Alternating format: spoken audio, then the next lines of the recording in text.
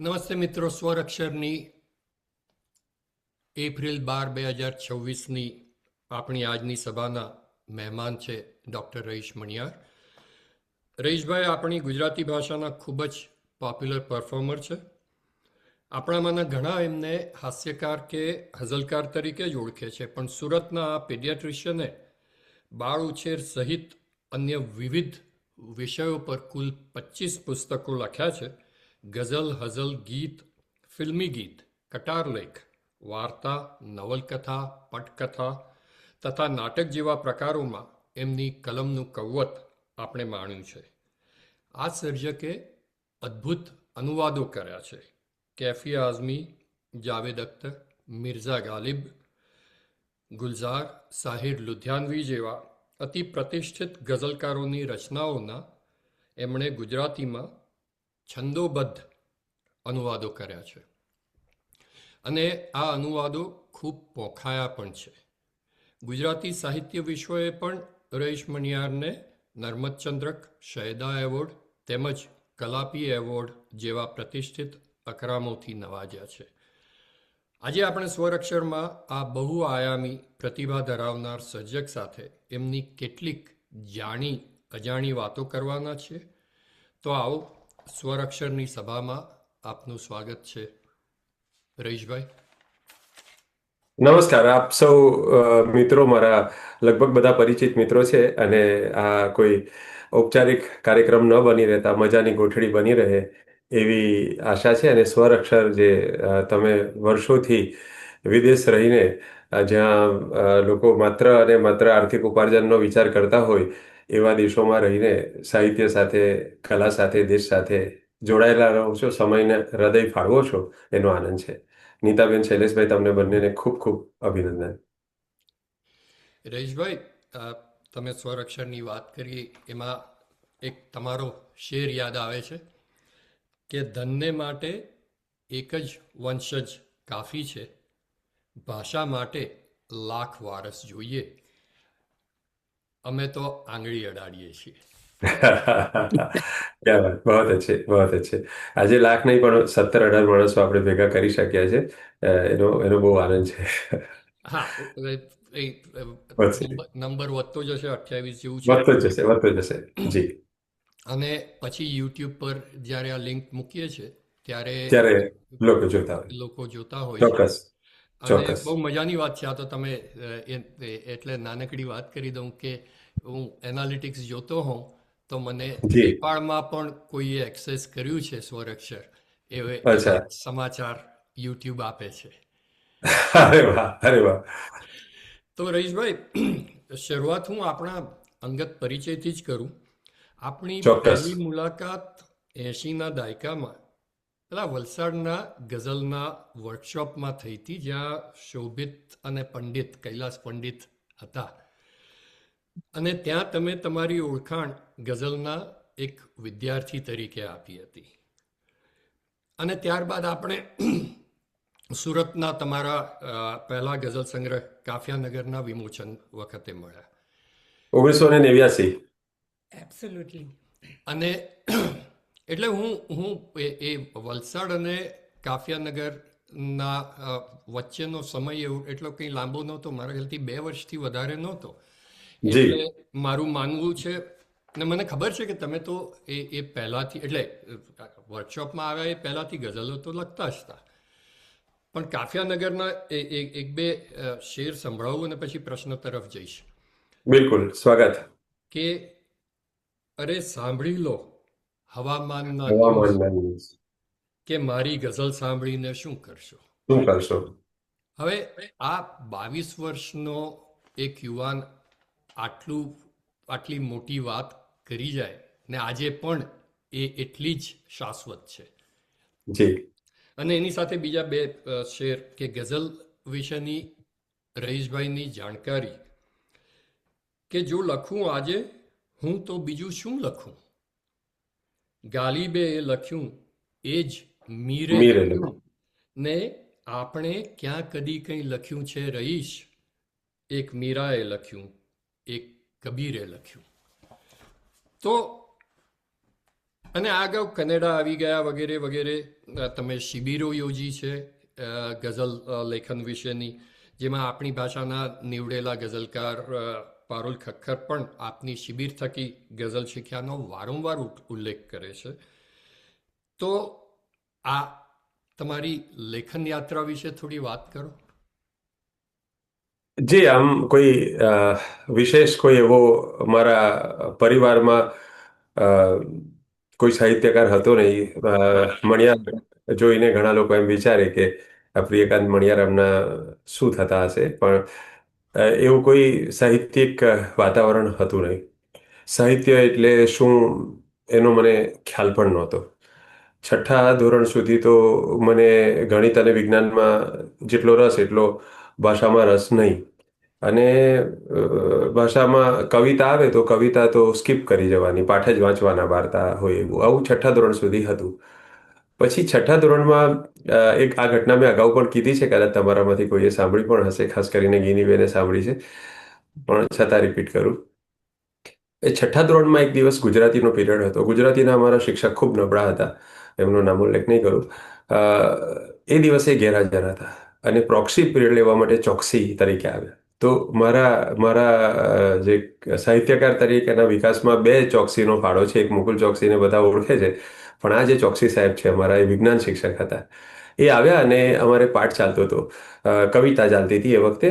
એમણે કીધું કે ગુજરાતીનું પાઠ્યપુસ્તક કાઢો, કઈ કવિતા ચાલે છે. એટલે છોકરીઓ આગળ બેઠી હોય ઉત્સાહી, એ બધી બોલી કે હળવે હળવે હળવે હરજી મારે મંદિર આવ્યા રે, મોટે મોટે મોટે મેં તો મોતીડે વધાવ્યા રે. એટલે વિજ્ઞાન શિક્ષકે સવાલ પૂછ્યા કે હરજી ક્યાં આવે છે અને કવિ એનું સ્વાગત કેવી રીતે કરે છે. એટલે અગેન છોકરીઓએ જવાબ આપ્યો કે અ, અ, હરજી કવિના મંદિરમાં આવે છે અને કવિ મોટા મોટા મોતી વડે એનું સ્વાગત કરે છે. તો વિજ્ઞાન શિક્ષક ચોકસી સાહેબ કે ખોટી વાત છે. કવિ પાસે કઈ મંદિર હોય? કવિ તો ગરીબ હોય. કવિ પાસે મૂર્તિ હોય? કવિનું કઈ મંદિર હોય? ના હોય.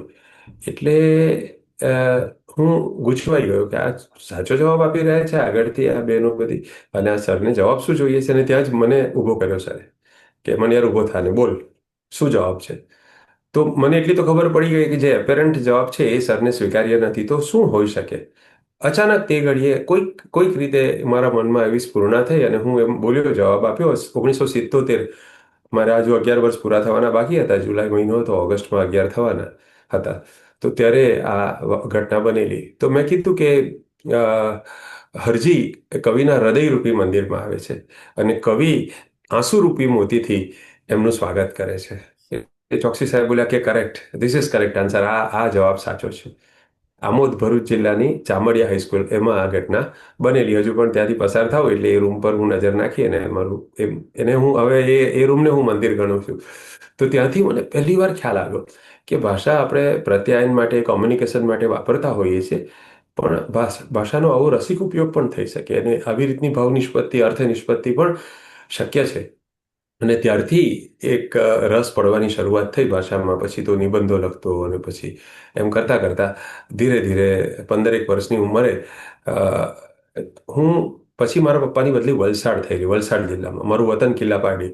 તો ત્યાં કવ્વાલીના કાર્યક્રમો ખૂબ થાય, મોડી રાત સુધી અમુક જગ્યાએ કવ્વાલીના કાર્યક્રમ થઈ ગયો. મારા પપ્પાને કવ્વાલીનો બહુ શોખ અને જૂના ફિલ્મી ગીતોનો બહુ શોખ એમને, મારા મમ્મી પપ્પા બંનેને. એટલે શકીલ બદાયુની, સાહિર લુધિયાનવી, હસરત જયપુરી, મજરૂ સુલતાનપુરી, આ બધાના ગીતો, શૈલેન્દ્ર, આ બધાના ગીતો સાંભળીએ અને આ કવ્વાલી સાંભળીએ. તો તે જમાનામાં કવ્વાલીમાં એવી પ્રથા કે પહેલી બે ત્રણ રચનાઓ ધાર્મિક હોય અને પછીની રચનાઓ છે એ ગઝલ હોય.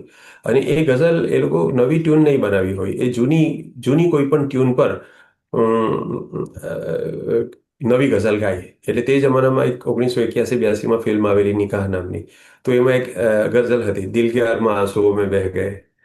અને એ ગઝલની ટ્યુન પર બીજી કોઈ ગઝલ એ લોકો ગાય. તો મને નવાઈ લાગે કે આ ટ્યુન પર આ કઈ રીતે ગાઈ શકાય છે. પછી ધીરે ધીરે ધીરે ધીરે ખ્યાલ આવતો ગયો કે આ ફિલ્મી ટ્યુનમાં આ ગીત ગવાય છે. પછી તો જાતે જાતે તપાસ કરવા માંડી કે આટલા આટલા આટલા ફિલ્મી ગીતો છે એ એકબીજાના રાગમાં ગાઈ શકાય છે. જેમ કે આપણે અચ્યુતમ કેશવમ ગાઈએ અને મેરી રશ્કે કમર ગાઈએ તો બંને એકબીજાના રાગમાં ગાઈ શકાય. કેમ કે બંનેનો છંદ એક જ છે. તો આવી રીતે અથવા સજન રે જૂઠમઠ બોલો અથવા અરે પ્રારબ્ધ તો ગેલો બંને એકબીજાના રાગમાં ગાઈ શકાય આવી સમજ પડવા માંડી. એટલે કોઈ પણ લઘુ ગુરુની પ્રાથમિક સમજ વગર મને ગઝલના લય સમજાવવા માંડ્યા. અને આ બધું આમ જ ચાલતું હતું, નબળી ગઝલો લખતો હતો. અને ત્યાં એકવાર મેડિકલ કોલેજ પછી 17 વર્ષની ઉંમરે હું મેડિકલ કોલેજમાં દાખલ થયો. બધું જ ધ્યાન સાહિત્ય તરફ હતું. વિજ્ઞાનમાં કેમિસ્ટ્રી, ફિઝિક્સ, મેથ્સમાં ધ્યાન બિલકુલ નહોતું. છતાં પણ દુર્ભાગ્યે કહો કે ગમે તે રીતે સારા માર્ક આવ્યા અને હું મેડિકલ કોલેજમાં ગયો. જે મા બાપ તે જમાનામાં કવિ કે સાહિત્ય અને કોઈ જીવનભરની પ્રવૃત્તિ તરીકે સ્વીકારી શકાય એવી કોઈ સમજ હતી નહીં. અને યોગ્ય જ હતું કદાચ એ સમયે. તો ત્યારે મેડિકલ કોલેજમાં મુકુલ ચોકસીનો ભેટો થયો. અને મુકુલ ચોકસીએ મારો એક શેર ગુજરાત મિત્રમાં છપાવ્યો. શાયરીની શમા એમના પપ્પા મનહરલાલ ચોકસી કોલમ લખતા. તો મારી એક કાચી પાકી ગઝલ હતી, એમાં ઉદાસ થઈ જશે, ઉજાસ થઈ જશે આવી પરંપરાની લઢણ હતી. અને એની અંદર મેં એક શેર લખેલો કે મોત વેળા ને યાદમાં આવો, કે મોત વેળા ને યાદમાં આવો, જીવવાનો પ્રયાસ થઈ જશે. તો હા. હા, એટલે આ જે છે એ એમણે શાયરીની શમામાં છાપેલું. અને ત્યારથી મને લાગે છે કે પ્રકાશિત થયાનો, પ્રગટ થયાનો એક આનંદ અને ચસ્કો જે લાગ્યો એ પછી ચાલુ રહ્યો. તો હવે આગળ વાત ચાલે. આ મારી શરૂઆતની વાત મેં તમને કરી. અ, રઈશભાઈ, તમે જેમ તમારી ઓળખાણમાં શૈલેષે કહ્યું તેમ તમે ગદ્ય અને પદ્ય વિવિધ સ્વરૂપોમાં ખેડાણ કર્યું છે. એક સેકન્ડ પ્લીઝ, તમારું મ્યુટ રાખજો. આમાં રઈશભાઈ સિવાય બધા પોતાનું માઇક્રોફોન મ્યુટ કરી દેજો. Thank you. તમે ગદ્ય અને પદ્યમાં ખેડાણ કર્યું છે અને એ તમે જ્યારે લખો ત્યારે તમને જ્યારે કોઈ વિચાર આવે ત્યારે તમે એ નક્કી હોય તમારું કે કઈ રીતે કરીશ, આ ગદ્યમાં ઉતારીશ કે પદ્યમાં ઉતારીશ, કે તમારા માટે કયો પ્રકાર વધારે તમને મજા આવે ખેડાણ કરવા માટે? હવે આમ છે ને, લગભગ નીતાબેન 25 પુસ્તકો મારા થયા. એમાંથી 12 કે 13 કવિતાને લગતા છે. ક્યાં કવિતા છે, ક્યાં અનુવાદ છે, ક્યાં કવિતા, અને 12 કે 13 એવા છે જે ગદ્ય પદ્યના છે. એટલે હવે હજુ સુધી 26 પુસ્તક થયા અને 13 એવા છે. એટલે હવે 27મું કયું થાય છે એના પર નક્કી થાય કે મને બેમાંથી શું વધારે ફાવે છે. દિલીપભાઈ, તમારે જરાક અવાજ બંધ કરવો પડશે તમારો. હા, બાકીના બધા મિત્રો, હા પ્લીઝ. તો મને એમ લાગે છે કે આ બંને પ્રકારો બહુ જુદા છે. કવિતા, ગદ્ય અને પદ્ય બંને બિલકુલ જુદા પ્રકારો છે.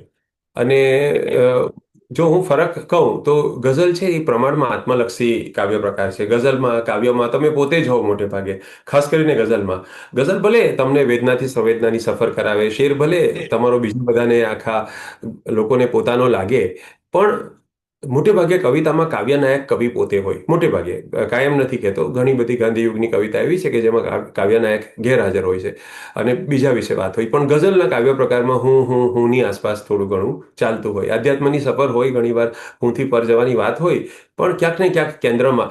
અને ગઝલ અને મોટે ભાગની કવિતાઓ, ઘણી બધી કવિતાઓ બહુ બધું આત્મસ્ફુરણથી લખાતું હોય. જેવું અવતરે એવું, જેવું સૂઝે એવું, એ રીતે લખાતું હોય. એમાં બહુ સભાન સ્ટ્રક્ચરિંગ મારા ખ્યાલથી હોતું નથી. એટલે કાફિયાનું બંધન હોય, રદીફનું હોય, છંદનું બંધન હોય. આ બધા બંધનો તો કવિને હસ્તગત થઈ ગયા હોય, ડાબા હાથનો ખેલ થઈ ગયો હોય. એટલે આમ બહુ સ્ટ્રક્ચરિંગ હોય નહીં. એટલે બહુ ઇન્ટ્યુટિવલી લખાણ લખાય. જ્યારે વાર્તામાં એકદમ ઊંધું હોય, ગદ્યના બીજા પ્રકારોમાં પણ એકદમ ઊંધું હોય. એમાં એ પરકાયા પ્રવેશ છે. જ્યારે તમે વાર્તા લખો છો ત્યારે તમે જાતને બિલકુલ ભૂલી જાઓ છો. એ જાતને ભૂલી જવાનો મને તો એમ લાગે છે કે એક શ્રેષ્ઠ પ્રકાર છે. પરલક્ષી થવાનો એક શ્રેષ્ઠ પ્રકાર છે. બીજાના ખોળિયામાં પ્રવેશવાનો. કેમ કે જ્યાં સુધી તમે તમારા મુખ્ય અથવા સહાયક પાત્રોના ખોળિયામાં પ્રવેશો નહીં ત્યાં સુધી સારી વાર્તા કહી શકાય નહીં. એટલે એક જ વાક્યમાં કેવું હોય તો આમ જનરલાઇઝેશનનો દોષ વહોરીને સામાન્યકરણનો એમ કહી શકાય કે કવિતાના કેન્દ્રમાં જાત હોય અને વાર્તાના કેન્દ્રમાં છે એ જગત હોય છે. તો કવિતામાં ઇન્ટ્યુઝન ઘણું હોય, વાર્તામાં સ્ટ્રક્ચરિંગ ઘણું જોઈએ. બંનેમાં બંને જોઈએ. પણ વાર્તામાં ખાસ એવું છે, અથવા બંને જ પ્રકારમાં, કે આપણે કપડાં પહેરીએ તો એમાં સિલાઈ જરૂરી છે. પણ એ સિલાઈ દેખાય એ રીતે આપણે ઊંધું કપડું પહેરતા નથી. આપણે સિલાઈ ઢંકાઈ જાય એ રીતે કપડું પહેરીએ છીએ. તો રાઇટિંગ એક એવો કસબ છે કે જેમાં સિલાઈ છે, જેમાં સ્ટ્રક્ચરિંગ છે, પણ દેખાવું ના જોઈએ, ખબર ના પડવી જોઈએ. લેખક હોય છતાં લેખકની હાજરી ન વર્તાય એ કોઈ પણ રીતે સારું સાહિત્ય છે એવું મારું માનવું છે. ના બહુ જ તો સરસ. આ બે પ્રકારો હું આ રીતે કામ કરું છું. હું એ બંને બિલકુલ જુદા છે અને મને એમ લાગે છે કે એ બંને એક સાથે શરૂ થયા.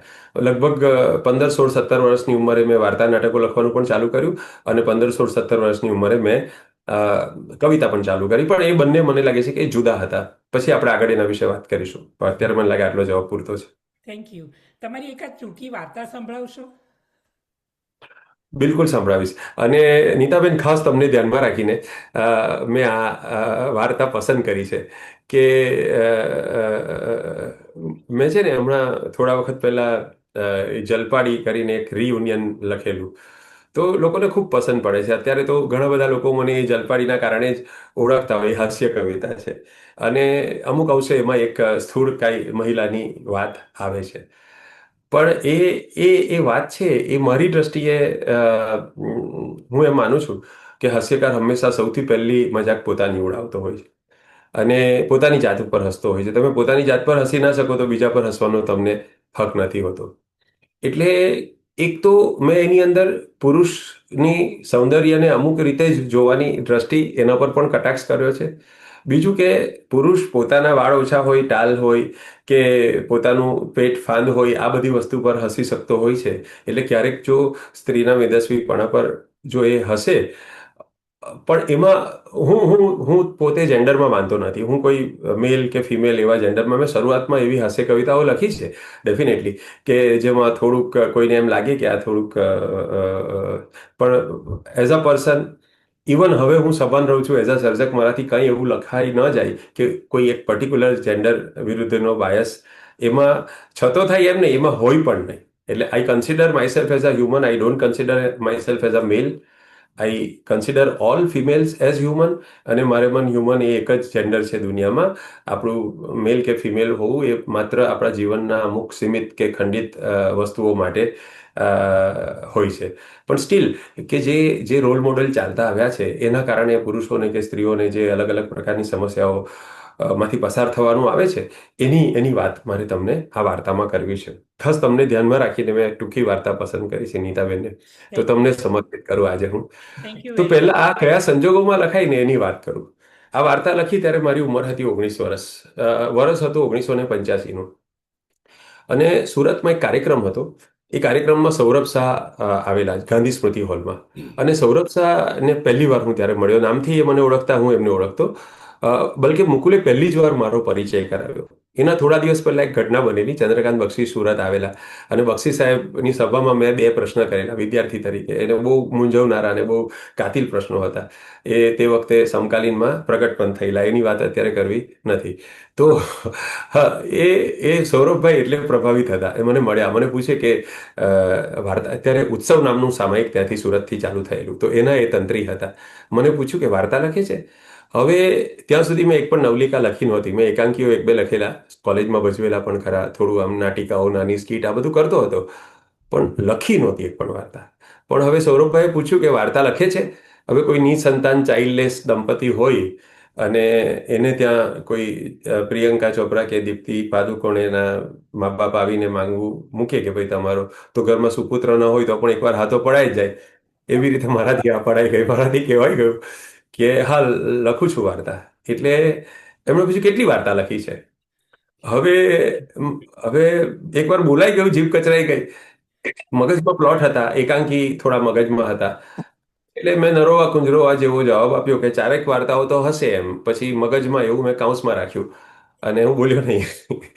એટલે સૌરભભાઈ તરત જ બોલ્યા કે રઈસ, કાલે ચારે ચાર વાર્તા લઈને સવારે 10 વાગે ઉત્સવની ઓફિસ પર આવી જા. રાત્રે 12:30 વાગ્યાનો સમય હતો અને સવારે 10 વાગે મારે ચાર વાર્તાને જન્મ આપવાનો હતો. એ 10, 10:30 કલાકના ગાળામાં, તો 9 કલાકના ગાળામાં.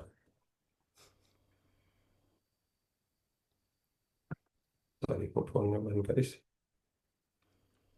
તો એ 1985ની એક આર્મી રાતે મારા જીવનનો પહેલો ઉજાગરો, મેં 12મા ધોરણ 12 સાયન્સમાં ઉજાગરો નહોતો કર્યો, પણ એ દિવસે ઉજાગરો કર્યો અને ચાર વાર્તા લખી નાખી. ઉજાગરો ન કરું તો ધજાગરો થાય એવું હતું. અમુક લોકો હાથમાં તલવાર હોય ત્યારે જંગે ચડે અને અમુક લોકો માથે લટકતી તલવાર હોય ત્યારે જંગે ચડે. મારી પત્નીના કહેવા પ્રમાણે હું બીજા પ્રકારમાં આવું છું. એટલે આ સૌરભ શાહની ડેડલાઇન મારા માટે, મારી અંદરના વાર્તાકાર માટે લાઈફ લાઈન બની ગઈ અને એ જે વાર્તા લખી તે વાર્તા આ છે. 6 થી 7 મિનિટ થશે. હું વાંચવાનું પસંદ કરીશ. હમ પાણિયારું ભરીને કંકીએ માટલા વીછળ્યા. માટલામાં ચોખ્ખું પાણી ભરીને માટલા પાણિયારે ગોઠવ્યા. શાળાનો બેલ પડવાને ફક્ત 10 મિનિટની વાર હતી. હજુ એને 3 વર્ગની સફાઈ કરવાની બાકી હતી. પોતાના ભાગનું કામ પતાવીને પરવારીને વિમલી સાથે વાત કરવાની ખૂબ ઈચ્છા હતી. એ રોકીને એ ઓરડા સાફ કરવા લાગી.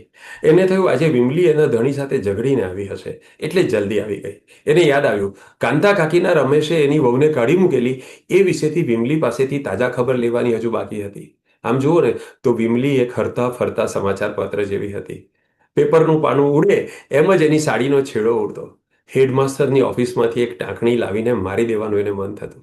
અરે હા, નિશાળના હેડમાસ્ટર પરમાર સાહેબની બદલી થઈ અને એના બદલે આજે કોઈ નવા હેડમાસ્ટર આવવાના હતા. એ કોણ હશે, કેવા હશે, એ જાણવાની કંકીના મનમાં પણ ઇંતજારી હતી. કંકી ઓરડો વાળી રહી હતી અને એની સાડીનો છેડો પકડીને એનો નાનકો રડી રહ્યો હતો. 1.5 વર્ષની ઉંમરમાં એ ફક્ત રડવાનું જ શીખ્યો હતો. કંકીએ નાનકાને એક ઝાપટ મારી એટલે એણે જોરથી રડવાનું ચાલુ કર્યું. કંકીને થયું કે આ બધાના લાડકોડ થોડા દિવસના છે. 3 મહિના પછી બીજો નાનકો કે નાનકી જન્મશે એટલે આ નાનકો મોહલ્લાના છોકરા ભેળો રમતો થઈ જશે. એને યાદ આવ્યું કે બીજું બાળક જન્મશે એટલે આ નાનકાનું કંઈ નામ પાડવું પડશે. એના ઘરે આ જ ચલન હતું, બીજું જન્મે પછી જ પહેલાનું નામ પાડવું પડે. આમ કરતા કરતા એ 6 બાળકોની મા બની ચૂકી હતી અને 26 વર્ષની ઉંમરમાં હજુ 7મા બાળકને જન્મ આપવાની હતી. પેલી ગ્રામ સેવિકાએ કરેલી ઓપરેશન કરાવવાની વાત જ્યારે પોતાના પતિના કાને એણે નાખેલી ત્યારે પડેલા તમાચાની ગૂંજ હજુ એના કાનોમાં હતી. કંકીને ક્યારેક કામ કરતા કરતા ચક્કર આવી જતા તો એ ફસડાઈને બેસી જતી બેન્ચના ટેકે અને પોતાની ગામની શાળા યાદ આવી જતી. 11 વર્ષની ઉંમરે જીદ કરીને પહેલા ધોરણમાં દાખલ થયેલી અને હજુ બીજા ધોરણની પરીક્ષા આપી એ પહેલા તો એના લગ્ન થઈ ગયેલા. એનો પતિ ચીમન પાઘડી પહેરીને ઘોડે બેસીને આવેલો ત્યારે એ વાંદરા જેવો લાગતો હતો અને હવે તો પાછો એ ગરડો થયો હતો. કંકી ઘણીવાર વિચારતી કે આ ચીમન એને પ્રેમ કરતો હતો ખરો. પછી એણે મન મનાવ્યું કે આ 6 છોકરા શું એનો પુરાવો નહોતો. કોઈ વાર ચીમન બહુ વાલ વરસાવતો, ખાસ કરીને જ્યારે દારૂ પીને આવતો ત્યારે, અને કહેતો કંકી મેં તને ખૂબ દુઃખી કરી. આમ કહીને કંકીના શરીર પર પડેલા બીડીના ડામના નિશાનને ચૂમતો ચૂમતો ઊંઘી જતો. ઠીક છે, કંકીને થતું કે ધણી તો એવો જ હોય. આવી હાલતમાં એ કંકી 4 ઘરનું વાસીદું વાળતી, નિશાળમાં પાણી ભરતી ને સફાઈ કરતી. આ બધું કરતા 700 રૂપિયાની કમાઈને સાસુના ચરણે ધરતી. આ બધું કરવા છતાંય જ્યારે સાસુ મહેણા ટોણા સંભળાવતી ત્યારે એને લાગી આવતું. પણ સાસુ મક્કમપણે માનતું કે એણે જેટલું વેઠ્યું હતું ને એના હિસાબમાં તો કંકી સાસરામાં લહેર કરે છે લહેર. કંકીને થતું કદાચ વાત સાચી પણ હોય. સાસુને તો એ સહી લેતી, પણ કરડી નજરથી જોતો સસરો. આ સસરાના પાપે જેની જેઠાણીએ કૂવો પૂરેલો એમ જ્યારે ગામ લોકો કહેતા ત્યારે એને કમકમાટી છૂટી જતી. બાળકોના નામ તો એને યાદ રહેતા નહીં, પણ આપઘાતનો વિચાર આવે ત્યારે એમના ચિત્રો જરૂર એની સામે ખડા થઈ જતા. મોટો જે ફક્ત ચડ્ડી પહેરીને ફરતો અને બીજા નંબરનો ફક્ત ગંજી પહેરી ફરતો. 3જા નંબરની છોકરીનું નાક કાયમ ટપકતું રહેતું અને 4થા નંબરની છોકરી ખૂબ માંદી હતી, પણ એના ખાનદાનમાં છોકરીઓની દવા કરાવવાનો રિવાજ નહોતો. બીજા બે એક બાળકો પણ હતા. નિશાળનો બેલ વાગ્યો અને એની વિચાર તંદ્રા તૂટી. દોડતા ભાગતા છોકરાઓની વચ્ચેથી સફેદ સાડીવાળા એક બાઈ ઓફિસ તરફ આવ્યા. કંકી એને પહેલીવાર જોઈ રહી હતી.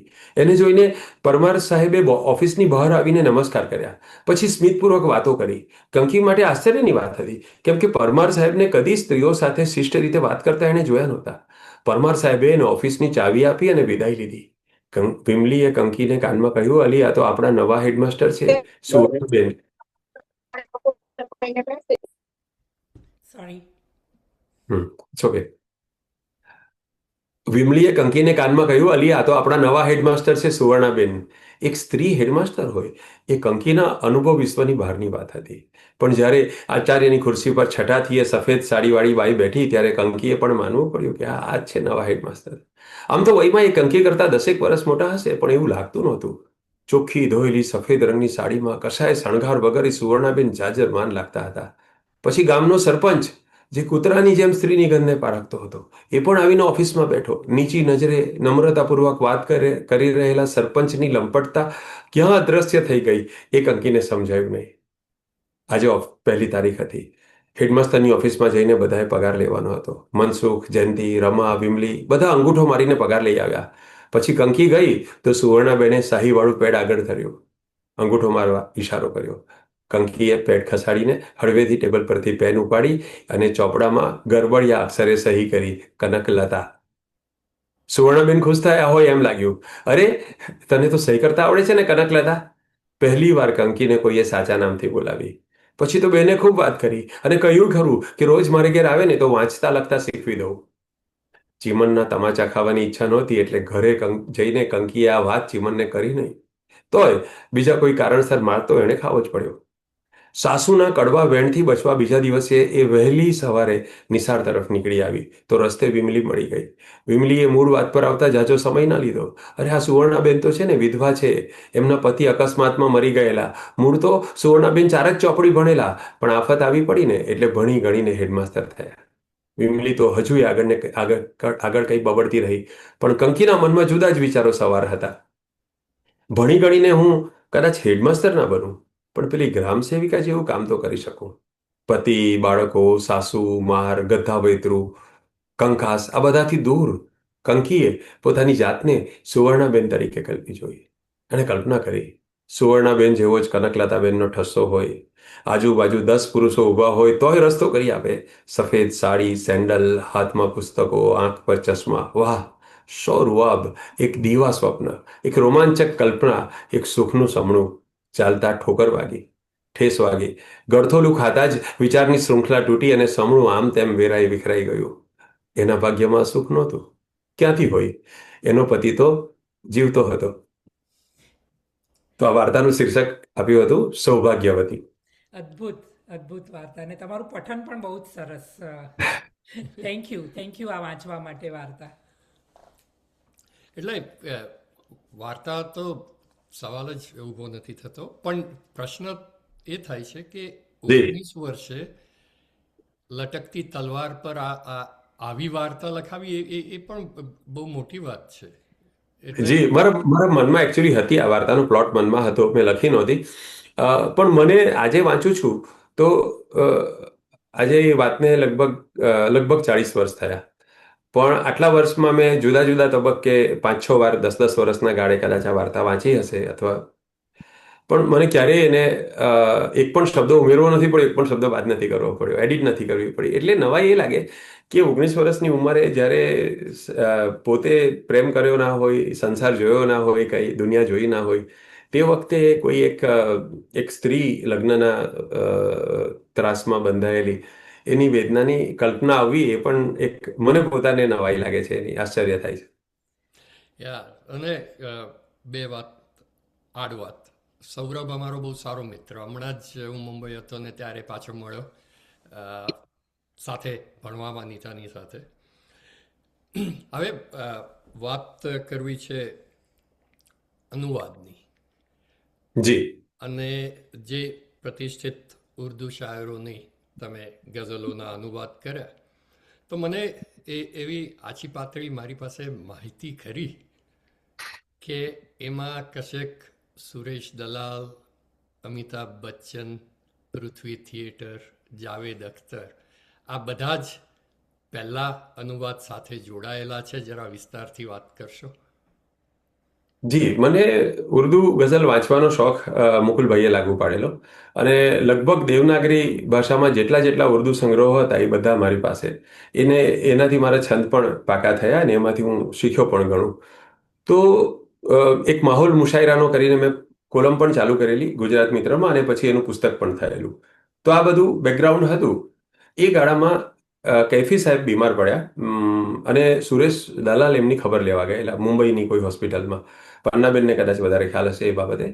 તો એમણે કૈફી સાહેબે કહ્યું કે સુરેશભાઈ, આપ મેરી કિતાબ કા ગુજરાતી કરને વાલે થે, ઉસકા ક્યા હુઆ? તો સુરેશભાઈએ હા હો જાયગી. પછી એવું થયું કે 3 દિવસ પછી કૈફી સાહેબ ગુજરી ગયા. એટલે સુરેશભાઈને એક મન પર બર્ડન આવ્યું કે આ ગુજરી ગયેલા માણસે મને વાત કરી છે અને મેં કર્યું નથી. એટલે એમણે મને ફોન કર્યો કે રઈસ, આ કામ થશે તારાથી? અને સબાનાજી સાથે વાત થઈ હશે એમને. અમારે તો આ ઉર્દુ છંદમાં અનુવાદ કરાવવો છે, એટલે એમ કે એમણે તો પદ્યાનુવાદ કરાવવો છે, તો તારાથી થશે? મેં કીધું થશે. અને મેં 35 દિવસમાં એ અનુવાદ કરીને મોકલી આપ્યો, કેફી આઝમીના સંગ્રહનો. અને એ સંગ્રહનું જ્યારે વિમોચન થવાનું હતું 27મી ડિસેમ્બરે 2004ની સાલ હતી લગભગ, મને ખ્યાલ છે ત્યાં સુધી, સુરતમાં. તો જાવેદ અખ્તર એ દિવસે સુરત આવ્યા. અને સુરત આવીને તાજ હોટલમાં એ ઉતરેલા, ત્યાં હું જ લઈને એમને આવ્યો અને બેઠા હતા અમે. તો મને કે દિખાવો, કિતાબ દિખાવો. એટલે એને બુક જોઈ, અને બુકમાં પહેલા જ પાના પર એમણે એક કવિતા લખેલી કે અજીબ આદમી થા વો નફરતો કો સહ ગયા. તો એનું અજબ એ માનવી હતો, એ રીતે મેં ગુજરાતી કર્યું હતું. તો મને પૂછ્યું કે ये तो मेरी है लेकिन ये सामने क्या है. मैं કહ્યું કે मैं તમારી કવિતાનો અનુવાદ, आप तो कैफी का अनुवाद किया है, मेरा भी कर दिया आपने. तो मैं कहा हाँ मैंने कर दिया. वो मैंने 3 दिन पहले लिखी है, ये आपने कब किया. તો મેં કીધું મને 10 મિનિટ સુરેશભાઈએ આપેલી, એ 10 મિનિટમાં કર્યો અનુવાદ. પછી તો એને પાના ફેરવી ફેરવીને જોયા અને બધા અનુવાદો ચેક, એક બે મારી પાસે પઠન કરાવ્યું. એને જે ડિફિકલ્ટ છંદ લાગતા હતા ને એ, તો એ બહુ ખુશ થયા. એ દિવસમાં મને 4 વાર કહ્યું કે તર્કશ કા, સ્ટેજ પરથી 3 વાર, તો 2-3 વાર બોલ્યા કે તર્કશ કા અનુવાદ, તર્કશ કા ટ્રાન્સલેશન આપ કરોગે. અને પછી એ થયું. અને પછી પૃથ્વી થિયેટરમાં એમણે વિમોચન આનું રાખેલું, कैफी आजमीना ઉર્દુ સમગ્રનું વિમોચન હતું, અમિતાભ બચ્ચનના હાથે. અમિતાભના હાથે થશે એવું જાહેર નહોતું કર્યું એમણે. પછી મને ફોન આવ્યો કે हम ये कर रहे हैं, साथ में आपका भी अभी अभी हुआ है, तो हम ये भी करना चाहेंगे. तो 9મી મે 2005ના દિવસે પૃથ્વી થિયેટરમાં બહુ સિક્યોરિટી હતી, એટલે મને નવાઈ લાગી. હું ગયો ત્યાં તો કે આ શું છે આ. તો પછી થોડી વારમાં અમિતાભ ત્યાં આવ્યા. તો મને ખબર પડી કે અચ્છા અચ્છા, આ કાર્યક્રમ અમિતાભ વિમોચન કરવાના છે. તો પછી એ દિવસે એમના હસ્તે એ પુસ્તકનું વિમોચન થયું. અને એ પછી અમે ગુલઝાર સાહેબનું કર્યું. એ પછી તર્કશના વિમોચનમાં પોતે જાવેદ અખ્તર આવેલા, મુંબઈમાં સરસ કાર્યક્રમ કરેલો. ત્યારબાદ ગુલઝાર સાહેબનું અનુવાદ કર્યો મેં. સુરેશભાઈની હિંમત વધી કે હવે આ તો જાવેદ અખ્તરનું કર્યું, તો આપણે ગુલઝારનું કરીશું ને લતાજી પાસે આપણે એનું ઉદ્ઘાટન કરાવીશું. પછી કોઈ કારણથી ઇમેજ પબ્લિકેશન રહ્યું નહીં વચ્ચે, પણ એમણે પ્રોજેક્ટ છૂટો કર્યો અને એ પ્રગટ થયું, બંધ કાચની પેલે પાર. તો ગુલઝાર સાહેબે એ 11મી માર્ચ 2011નો દિવસ હતો. મને તારીખો આમ બહુ યાદ રહેતી નથી, ખાસ કરીને મારી વાઈફની બર્થડે અને એનિવર્સરી ને બધું તો હું ભૂલી જ જાઉં છું, પણ આ તારીખો કોઈક કારણથી યાદ છે. તો આ 11મી માર્ચ 2011ના દિવસે મને તમે એક્સેસ આપી શકશો આ સ્ક્રીન શેરિંગનો? શ્યોર તો શ્યોર એક 30 સેકન્ડનું મારી પાસે છે, તો હું કરવા ઈચ્છીશ. બિલકુલ. ગુલઝાર સાહેબ છે ને, એક 30 સેકન્ડ, એટલે એ જે સ્પીચ બોલેલા એમાંથી મેં 30 સેકન્ડનો ટુકડો કાપીને રાખ્યો છે. તમારે જે સાંભળવું છે તે એની અંદર છે, એટલા માટે. બિલકુલ બિલકુલ, એને માટે જ. અચ્છા અચ્છા, ઓકે. અને મિત્રોને પણ ખૂબ ગમશે એ સાંભળવું. હાજી બિલકુલ. તો મને અલાવ, ઓકે. અરે હા, કેમ છે આવું? હમ તમે શેર કરી શકો છો, મેં શેર કર્યું છે. હા, એક જ મિનિટ. આમાં કંઈક ઓકે. હા, આ કંઈક બીજું આવી ગયું, શું થાય છે આમાં? હા, ઓકે. એક જ મિનિટ. હા હા હા, ઓકે. મને શેર કરવું છે. નીચે છે શેરનો ઓપ્શન. ઓકે. ડેસ્કટોપ લઈશ હું. હમ હમ હમ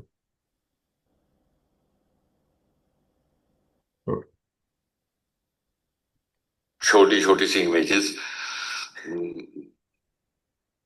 जो रईस ने बिहार करके की है ऐसी, वरना ये अंदाज नहीं आता ट्रांसलेशन का, ये तर्जुमे का। और उसने ऐसी ओरिजिनल बना दिया है उन नज्मों को कि मुझे फिर गुजराती से बैठ के उर्दू में लिखनी पड़ेगा। બહુ અદ્ભુત વાત કરી છે એમણે. बहुत खूबसूरत तर्जुमा है। બંધ હા. તો આ ગુલઝાર સાહેબનો ત્યારનો પ્રતિભાવ હતો. એ પછી તો ગાલિબના પણ મેં અનુવાદો કર્યા. અને અત્યારે ગુલઝાર સાહેબની જે સિરિયલ છે ગાલિબ વિશેની, એ આખી સિરિયલ એમને નોવેલ તરીકે લખી છે. એ નોવેલને મેં ગુજરાતી કરી છે. થોડી ટફ ઉર્દુ હતી, અને ઘણા ગુજરાતી મિત્રોની એવી ઈચ્છા હતી, ગુલઝાર સાહેબના ગુજરાતી મિત્રોની, કે આ ગુજરાતીમાં આવે. એટલે વાહ, જી. બહુ જ સરસ. અને આમાં એવું છે કે વખાણ તો કોઈ પણ કરે, પણ કમિંગ ફ્રોમ ગુલઝાર સાહેબ બહુ જ મોટી વાત કહેવાય. એટલે ખરેખર ખૂબ અભિનંદન. અને થેન્ક યુ. ગુજરાતી ભાષા તમારી કાયમની ઋણી રહેશે કે આટલું સરસ અનુવાદ. અને ઉર્દુમાંથી કારણ કે બધાને ગમતું હોય, વાંચવું હોય, પણ ઉર્દુ બધા ન સમજી શકે કે ન વાંચી શકે. જી. તમે અને તમારી જે અમે ઘણા તમારા અનુવાદો વાંચ્યા છે, એટલે એટલું બધું તમે કહ્યું એમ સામસામા પાના પર હોય ને એક એક તમે વાંચતા હોય એવી રીતે જ વંચાય છે. ખૂબ ખૂબ સરસ કામ થયું છે. જી, મેં જે ગાલિબનું કામ કર્યું છે ને એ મારા હિસાબે બહુ જ ગુલઝાર કે જાવેદ અખ્તરને તો તમે થોડા પ્રયાસ સાથે ગુજરાતીમાં સરળતાથી સમજી શકો. અને અનુવાદ કરવા પાછળનો એક છુપો આશય સ્વાભાવિક છે, સેલિબ્રિટી સાથે એસોસિએટ થવાનો. ત્યારે તો ખબર નહોતી કે આ મુલાકાત થશે આ બંને દિગ્ગજોની. આ તો ખાલી ત્યારે તો વાત તો એમ જ હતી કે અનુવાદ કરવાના છે, આ મળશે એવી તો કોઈ કલ્પના પણ નહોતી. અને અત્યારે તો ગુલઝાર સાહેબની સાથે એવો સંબંધ છે કે જાવેદ અખ્તર થોડા ઇઝીલી અપ્રોચેબલ નથી હોતા, પણ ગુલઝાર સાહેબની સાથે તો ગમે ત્યારે વાત કરી શકાય એવો સંબંધ આ બધા. તો ગાલિબના અનુવાદો માટે પણ મેં એમની સાથે ચર્ચા કરેલી. મેં કહ્યું કે આ બબ્બે લાઈન છે, બબ્બે લાઈનમાં થતી નથી. ગાલિબનું એટલું બધું કોમ્પેક્ટ હોય ને કે થતી નથી. તો હું 4 લાઈન કરું તો કેવું કહેવાય? તો કે કરી જો. અને એમને મેં એ કરીને થોડા સંભળાવેલા. અને ત્યારે જ એમને ખબર હતી કે આ પણ મારી જેમ ગાલિબનો ચાહક છે. તો હું ખાલી એક તમને ગાલિબમાં મેં જે કામ કર્યું છે ને એની એક ખાલી નાની ઝલક આપી છે, પછી આપણે આગળ વધીએ. બિલકુલ. સુરેશભાઈએ બહુ સરસ કહ્યું છે અનુવાદ વિશે. સુરેશભાઈએ એટલા બધા અનુવાદો કર્યા છે વિશ્વભરની વિશ્વભરની કવિતા ગુજરાતીમાં લાવીને બહુ મોટી સેવા કરી છે બંને સુરેશે. સુરેશ જોશીએ પણ ને સુરેશ દલાલે પણ, બંને પોતપોતાની રીતે સેવા કરી છે ને એને હું કોઈ સરખામણી નહીં કરું. તો અ, અ, સુરેશભાઈ હંમેશા કહેતા કે અનુવાદ એવી વસ્તુ છે કે એમાં મૂળ લેખકનું કશું ચૂકવું નહીં અને આપણું કશું મૂકવું નહીં. પણ જ્યારે કાવ્યાનુવાદ કરીએ ને ત્યારે આ શરતને પાડવી બહુ મુશ્કેલ થઈ જાય છે. અને બીજું એમણે કે કોણે કહેલું એવું યાદ નથી, પણ આ એક વાત હતી કે અનુવાદ કરવાની પ્રક્રિયા છે ને એ એક શીશીમાંથી અત્તર બીજી શીશીમાં ઠાલવવા જેવું કામ છે. એમાં એક ગેરફાયદો છે કે થોડુંક તો રહી જ જાય, થોડુંક તો ઉડી જાય. તમે એક શીશીમાંથી બીજી શીશીમાં અત્તર રેડો એટલે પૂરેપૂરું નહીં આવે. અનુવાદમાં પણ એમ જ થાય. પણ એ હાથ બદલો કે હાથ ફેરો કરનારના હાથ થોડા સમય સુધી મગમગતા રહે, એ એની ઉપલબ્ધિ છે. વાહ તો ભાઈ. આ વાક્ય મને સ્પર્શી ગયું અને મને અનુવાદ જ્યારે કરું છું ત્યારે આ જ વસ્તુ મને તાકાત આપે છે. તો ગાલિબ નો એક શેર એ જે મુશાયરાની શરૂઆતમાં બોલતા તે કંઈક આવો હતો કે અદાએ ખાસ સે ગાલિબ હુઆ હે નુક્તા સરા, સલાએ આમ હે યારાને નુક્તદા કે લીએ. હવે આમાં પ્રભાવશાળી છે, પણ હવે આપણને અદા એ ખાસ છે ગાલિબ હુઆ હે નુક્તા સરા, આમાં હુઆ હે સિવાય કંઈ ખબર ના પડે. અને સલાહ એ આમ હે યારાના નુક્તદા કે લીએ, તો આ કે લીએ સિવાય કંઈ ખબર ના પડે. એટલે આ અડધું ફારસી છે, મુશ્કેલ ઉર્દુ છે. તો આ બધી ભાષાઓનું હું કંઈ નિષ્ણાત નથી, પણ હું એક વસ્તુ સમજુ છું કે જે ભાષામાંથી તમે અનુવાદ કરો છો ને એ તમને પરફેક્ટ ના આવડતી હોય તો ચાલી જાય, તમે મદદ લઈ શકો. જે ભાષામાં અનુવાદ કરો છો એમાં તમારું એક્સપ્રેશન પાવરફુલ હોવું જોઈએ. એટલે હું ગુજરાતીમાંથી બીજી ભાષામાં કરતો નથી, પણ બીજી ભાષામાંથી ગુજરાતીમાં કરી શકું છું. તો આ ગાલિબની જે પંક્તિ છે એનો અનુવાદ સાંભળો કે શક્ય ક્યાં, ગાલિબ કહે છે મુશાયરાની શરૂઆતમાં આ રીતે બોલે છે કે શક્ય ક્યાં કે આ કવન આસાન હો, કે શક્ય ક્યાં કે આ કવન આસાન હો, ખાસ ગાલિબની અદા છે ધ્યાન હો, ખાસ ગાલિબની અદા છે ધ્યાન હો, ને દ્રષ્ટિવંતોને જ છે આહવાન કે દ્રષ્ટિવંતોને જ છે આહવાન કે યોગ્યતા જો હોય તો રસપાન હો. ક્યાં વાત. યોગ્યતા જો હોય તો રસપાન હો. ક્યાં તો વાત. આ વાતને ગુજરાતીમાં આપણે નવી પ્રાસ યોજના સાથે મૂકીએ છીએ. અનુવાદ જ છે, પણ મેં આ રીતે મૂક્યા છે. બીજો એક છેલ્લો શેર ગાલિબનો સંભળાવું, પછી તમે આગળ વધારો ઇન્ટરવ્યુ. એ જમાનામાં ગાલિબને કેવું નોલેજ હતું, કેવી સમજણ હતી. એક શેર એમનો નંબરવાળા તાળા વિશે છે, એક શેર એમનો હડકવાથી ગ્રસ્ત કૂતરા વિશેનો છે. તો એ શેર તમને સંભળાવું છું કે પાની સે સગ ગજીદા ડરે जिस तरह असद, पानी से सग गजीदा डरे जिस तरह असद, पानी से सग गजीदा डरे जिस तरह असद, डरता हूं आईने से કે મરદુમ ગજીદા હું. હવે આમાં બી 80% ઉર્દુ છે. ગુજરાતીમાં આ પ્રમાણે થાય: ગ્રસ્ત હો શ્વાનના કરડવાથી, હમ. કૂતરું જેને કરડ્યું હોય એને હડકવા થયો હોય એની વાત કરે છે કે ગ્રસ્ત હો શ્વાનના કરડવાથી, એ ડરે જેમ પાણી જોવાથી. કે ગ્રસ્ત હો શ્વાનના કરડવાથી, એ ડરે જેમ પાણી જોવાથી, એમ કરડી ગયો મને માણસ, એમ કરડી ગયો મને માણસ, હું ડરું છું હવે અરીસાથી. કે હું ડરું છું હવે અરીસાથી. તો માણસનો એવો ભય છે કે હવે મને મારું પ્રતિબિંબ જોઈને બીક લાગે છે. આ વાતને પેલા હડકવાની વાત સાથે ગાલિબ જોડે છે. તો આ બધા અત્યારે તો ગાલિબના ખૂબ શેરો મેં અનુવાદ કર્યા છે અને મારી ઈચ્છા છે કે લગભગ બધા જ શેરોને મારી ગુજરાતીમાં લાવવાની ઈચ્છા છે. વાહ ભાઈ વાહ. આ અનુવાદની વાત ચાલે છે તો થોડુંક એ મારે એ પૂછવું છે. હું પણ ક્યારેક જી ક્યારેક થોડાક અનુવાદ કરતી હોઉં છું, પણ આ વાત જી તમે બિલકુલ સાચી કરી. એટલે કે કોઈ બીજા લોકો એમ માનતા હોય છે, ખાસ તો વાચકો કરતાં પણ વધારે ટીકાકારો એમ સર્જક માનતા હોય છે કે કોઈ પણ જ્યારે વ્યક્તિ બાયલિંગ્વલ હોય, એટલે કે બે ભાષા જાણતી હોય, ત્યારે અનુવાદ કરી શકે. અને એટલું મોટું આ એ લોકોનું મિસકન્સેપ્શન છે ને મિથ છે આ તો એક. પણ જી બહુ જ અઘરું છે અનુવાદ કરવો, વધારે અઘરો છે. તમે તમારા જી મનનું, અને તમે જે કહ્યું બહુ જ સાચી વાત છે ને, માત્ર પદ્યને નથી લાગુ પડતું, ગદ્યને પણ લાગુ પડે છે. લાગુ તમે પડે છે. છૂટ લઈને બધું કરી શકો એમની, દરેક શબ્દની અર્થ છાયા જળવાવી જોઈએ. એટલે બિલકુલ.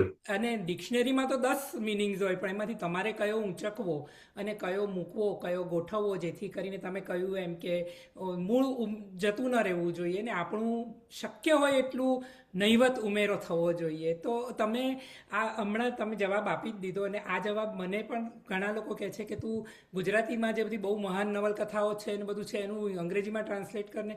મેં કહ્યું મારી એ કેપેસિટી જ નથી, કારણ કે મને ગુજરાતી જ આવડે છે અને ગુજરાતીમાં કદાચ હું થોડી ઘણું કરી શકું, જો કરી શકું તો, પણ આમાં જી નહીં. એટલે તમે જો કદાચ તમને કોઈ એમ કે તમે તો આટલા બધા હવે તમારા માટે કંઈ વિશેષણ વાપરવાનું રહેતું નથી બાકી, પણ તમને કોઈ કહે કે આ બહુ જ બધા જૂના ગઝલકારો, જે તમને તો કડકડાટ હશે મગજમાં બધા, એની ગઝલોનું તમે બીજી કોઈ ભાષામાં અનુવાદ કરો. તમે ઉર્દૂ પણ બહુ સરસ રીતે જાણો છો, અંગ્રેજી પણ જાણો છો, તો તમે કરો ખરા? અને જો તમારો ના, જવાબ જી નહીં, જી નહીં, જી નહીં. મને એની મારી આવડત વિશે શંકા છે. એટલે હું કદાચ એના વિશે લખી શકું ખરો, લેખ લખું, આસ્વાદ કરાવી શકું કદાચ એનો. પણ આ ક્રિએટિવ વસ્તુઓ, અમુક ક્રિએટિવ વસ્તુઓ છે એને મને નથી લાગતું કોઈ એવી વ્યક્તિ હોય કે જેનો અંગ્રેજીમાં કે ઉર્દૂમાં એક્સપ્રેશનનો પાવર ખૂબ હોય અને એને થોડું ઘણું ગુજરાતી આવડતું હોય, તો એવા મિત્રો કદાચ કરી શકે. હા, એટલે વાત સાચી છે ને કે ન જ એ જોખમ લેવું જ ન જોઈએ એમ. હા, હા, હા.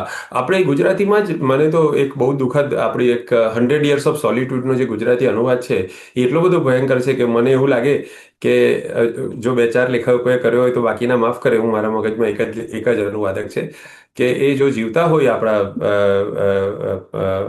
શું નામ હતું લેખકનું? માર્ક્વેસ, ગાર્સિયા માર્ક્વેસ. તો હા, આપઘાત કરે. હા, હા. તો એ કદાચ એની હત્યા કરી નાખે એ અનુવાદકની. એટલો ખતરનાક અનુવાદ કર્યો છે ગુજરાતીમાં. તમે કહ્યું ને કે હત્યા કરે, હું એમ કહું કે મૂળ લેખક આપઘાત કરે, કે આવું મેં લખ્યું છે. હા, એટલે કૃતિની તો હત્યા થઈ જ ગઈ હોય, એટલે હવે પછી અનુવાદકની ક્યાં હત્યા થાય, ક્યાં લેખક પોતે આત્મહત્યા કરે, આવું જ હોય. બિલકુલ એટલે સાચી વાત છે. અનુવાદકો, કોઈએ કહ્યું છે કે અનુવાદકો બહુ મોટા વિધ્વંસકો છે, અરાજકો છે, એનાર્કિસ્ટ છે. અનુવાદકો અમર રહો. એટલે એ બે વાક્ય એક સાથે કહ્યા છે કે એ વિધ્વંસકો છે છતાં અમર રહો. એટલે આ તોડફોડ કરનારા, ખરાબ કામ કરનારા જ છીએ આપણે, બધા જ ખરાબ કરનારા છીએ, પણ છતાં આ થવું જરૂરી છે. જરૂરી છે. અને પણ અનુવાદ તો થાય છે, પણ સારો અનુવાદ ક્યારેક જ થતો હોય છે. ક્યારેક જ સાચી થાય, વાત છે બિલકુલ. તમારી, અને તમે એમાંના એક છો. બહુ જ સારા અનુવાદો તમે ગુજરાતી ભાષાને આપ્યા છે. અને વન મોર ટાઈમ, ગુજરાતી ભાષા તમારી કાયમની ઋણી રહેશે. Thank you.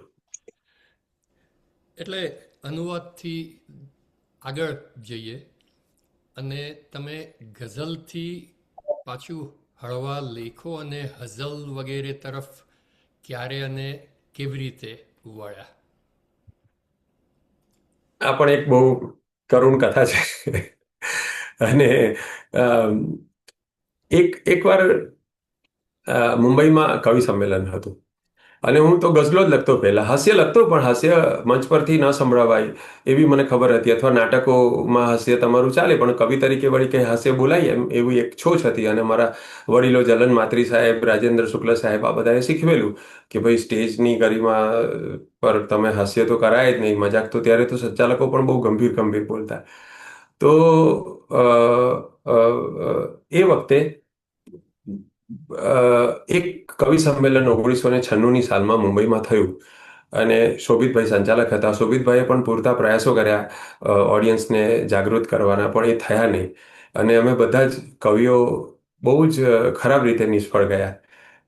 તો એ દિવસે મેં એક સ્પર્ધામાં ગઝલ લખેલી, ધણીને ધાકમાં રાખો, ધણીને ધાકમાં રાખો. એટલે મેં શોભિતભાઈને કહ્યું કે આ લોકો આ કશું જ સાંભળતા નથી, તો આ સંભળાવું, મારી પાસે આ છે. તેમણે કીધું સંભળાવો. તો લોકો એટલા બધા ખુશ થયા અને ખુરશી પર ઉછળવા માંડ્યા. એકદમથી મજા, એ લોકોને એમ થયું કે અચાનક કઈ મલયાલમ ભાષાના કાર્યક્રમમાં અચાનક ગુજરાતી પાછું આવ્યું એવું એમને લાગ્યું. તો તો એ દિવસે મને આઘાત લાગ્યો કે હું આટલા વર્ષથી ગઝલમાં મહેનત કરું છું, આટલી કરું છું, અને આ લોકોને આ ધણીને ધાકમાં જે મેં 18 વર્ષની ઉંમરે સંદેશની સ્પર્ધામાં લખેલું અને એ નબળી એકદમ હાસ્ય કવિતા એ ચાલી એમ. તો મારી તબિયત ખરાબ થઈ ગઈ. બીજા દિવસે ગુજરાત એક્સપ્રેસમાં હું આવતો હતો અને બિલ્લીમોરાના સ્ટેશન પાસે વોમિટ થવા લાગી. હવે મને તબિયત બગડી ગઈ, એક તો આખી રાતનો ઉજાગરો હતો અને આવી રીતે. તો એ સ્થિતિમાં મેં મારું માઇન્ડ ડાયવર્ટ, મારી પાસે કોઈ દવાઓ પણ નહોતી, તો મારું માઇન્ડ ડાયવર્ટ કરવા માટે, ઉબકાવે એમાંથી ડાયવર્ટ કરવા માટે મેં એક ગઝલ લખી. ત્યાં આજુબાજુમાં બધા બિલ્લીમોરાના લોકો બેઠેલા હતા. એ લોકો જે ભાષામાં વાત કરતા ને આઈવો ગયો, તો એ ભાષામાં મેં એક ગઝલ લખી કે પન્નીને પટાય તો કહેતો નહીં, એમ કરીને પરણીને પસ્તાય તો કહેતો નહીં. તો તે દિવસે મેં ખરાબ તબિયતમાં 5 કે 6 વોમિટ કર્યા પછી મેં એ ગઝલ લખેલી. એટલે એ 7મી વોમિટ હતી એમ તો. પણ પછી પછી એ એ ચાલી ગઈ. અને પછી જો કે મેં એ નિયમ હંમેશા પાળ્યો અને હજુ પણ પાડું છું કે જ્યારે જ્યારે પણ કવિ સંમેલન હોય, ગંભીર કવિતા બોલવાની હોય, ગમે એટલી ફરમાઈશ આવે, હું બોલતો નથી. 10 વર્ષથી તો હું સ્ટેજ પરથી કદાચ એ બોલ્યો પણ નથી આ કવિતા. બહુ જ એવું વાતાવરણ હોય કે કાર્યક્રમ પૂરો થઈ ગયો છે અને હાસ્યને સમાપિત કરવાનું છે તો કદાચ હું બોલું. પણ પછી ધીરે ધીરે મારા હાસ્ય લેખો ને એ બધું, એટલે મારી સાથે આ એક વસ્તુ જોડાયેલી હતી અને એ મારી બિલકુલ ઈચ્છા નહોતી. મને તો એમ જ હતું કે હું ગઝલકાર તરીકે જાણીતો થાઉં, વાર્તાકાર તરીકે હું જાણીતો થાઉં, હું આસ્વાદક તરીકે જાણીતો થાઉં, હું બાળ મનોવૈજ્ઞાનિક તરીકે કંઈક લખું, આ બધું મારા મનમાં હતું. પણ અ, અ, આ નસીબમાં હશે આ હાસ્યનું. કંઈ હાસ્ય ખરાબ નથી લખ્યું મેં, પણ એક ક્ષોભ હતો મને હંમેશા. અને એ ક્ષોભ સાથે મેં હાસ્ય લખ્યું. એટલે જ્યારે જ્યારે અરસિકેશુ કાવ્ય નિવેદનમ શિરસી માલિક માલિક માલિક જેવી સ્થિતિ થાય, ત્યારે કાં તો બેસી જવું પડે, ક્યાં પછી હાસ્ય સંભળાવવું પડે. પણ પછી ધીરે ધીરે એક એવી સ્થિતિમાં હું આવ્યો કે મેં જ્યોતિન્દ્ર દવેને વાંચ્યા, પુલ દેશપાંડેને વાંચ્યા, પુલ દેશપાંડેને ખૂબ વાંચ્યા, રવિન્દ્રનાથ ટાગોરને ખૂબ વાંચ્યા, ચેખવને વાંચ્યા. તો આ બધા લેખકોના સર્જનોમાં હળવાશ છે, પણ હલકું કંઈ નથી. બીજું કે એમની રચનાઓમાંથી, મરીઝ પણ જુઓ તમે, એમની રચનામાંથી તમે હળવાશને બાદ ન કરી શકો.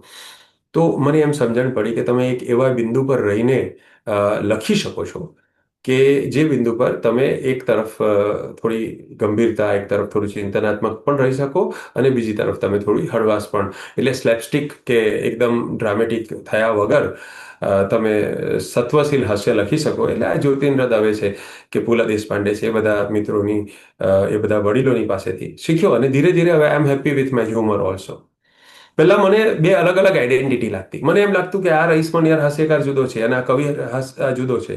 પણ હવે ધેર ઇઝ એન ઇન્ટિગ્રિટી અને મારી પાસે એક કેન્દ્ર બિંદુ છે કે આ એક જ રઈસ મણિયાર છે. એને હાસ્ય લખવું હશે તો આમ જશે, એને વાર્તા લખવું હશે તો આમ જશે, એને કવિતા લખવું હશે તો આમ જશે, પાછો આવીને અહીંયા જ બેસશે.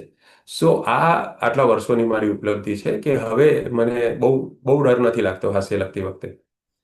બહુ સાચી વાત કરી તમે રહીશભાઈ, કારણ કે આઈ એમ સોરી ટુ સે પણ મોટાભાગના લોકો તમને માત્ર એક હાસ્ય કવિ તરીકે જ ઓળખે છે. એટલે જ સ્વરક્ષરનો આ પ્રયાસ રહ્યો છે કે રહીશ મણિયારના વિવિધ પાસાનો થોડો ઘણો પરિચય કરાવવો, કે રહીશ મણિયાર માત્ર પરણીને પસ્તાય નથી, એના સિવાય ઘણું બધું વધારે છે.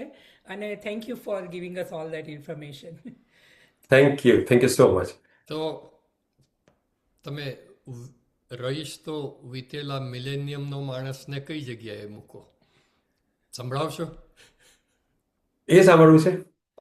અ, મને મને એ પણ સંભળાવી શકાય. ઓકે. ન પેપ્સી ન થમ્સઅપ ન તો કોક ભાવે, ન પેપ્સી ન થમ્સઅપ ન તો કોક ભાવે, રહીશ તો વીતેલા મિલેનિયમનો માણસ, મળે જો ઉકાળો તરત ગટગટાવે, રહીશ તો વીતેલા મિલેનિયમનો માણસ. ન કુરિયર ના એસટીડી ના ફેક્સ કરતો, એ ફેસબુક ને વોટ્સએપ થકી ખૂબ ડરતો. ન કુરિયર ના એસટીડી ના ફેક્સ કરતો, એક વોટ્સએપ ને ફેસબુક થકી ખૂબ ડરતો, પગે ચિઠ્ઠી બાંધી કબૂતર ઉડાવે, રહીશ તો વીતેલા મિલેનિયમનો માણસ. તો આ એક રચના લખેલી, 25 વર્ષ એને પણ થયા. આ રચનાની અંદર જ એનો ઉલ્લેખ છે. મને જે હાસ્ય છે ને, એ હાસ્ય શૈલેષભાઈ જીવનની આસપાસ પ્રસંગોમાંથી મળ્યું છે. અને એ હાસ્યને થોડુંક બહેલાવીને અને થોડો લિટરરી ટચ રાખીને મેં એને આપવાની કોશિશ કરી છે.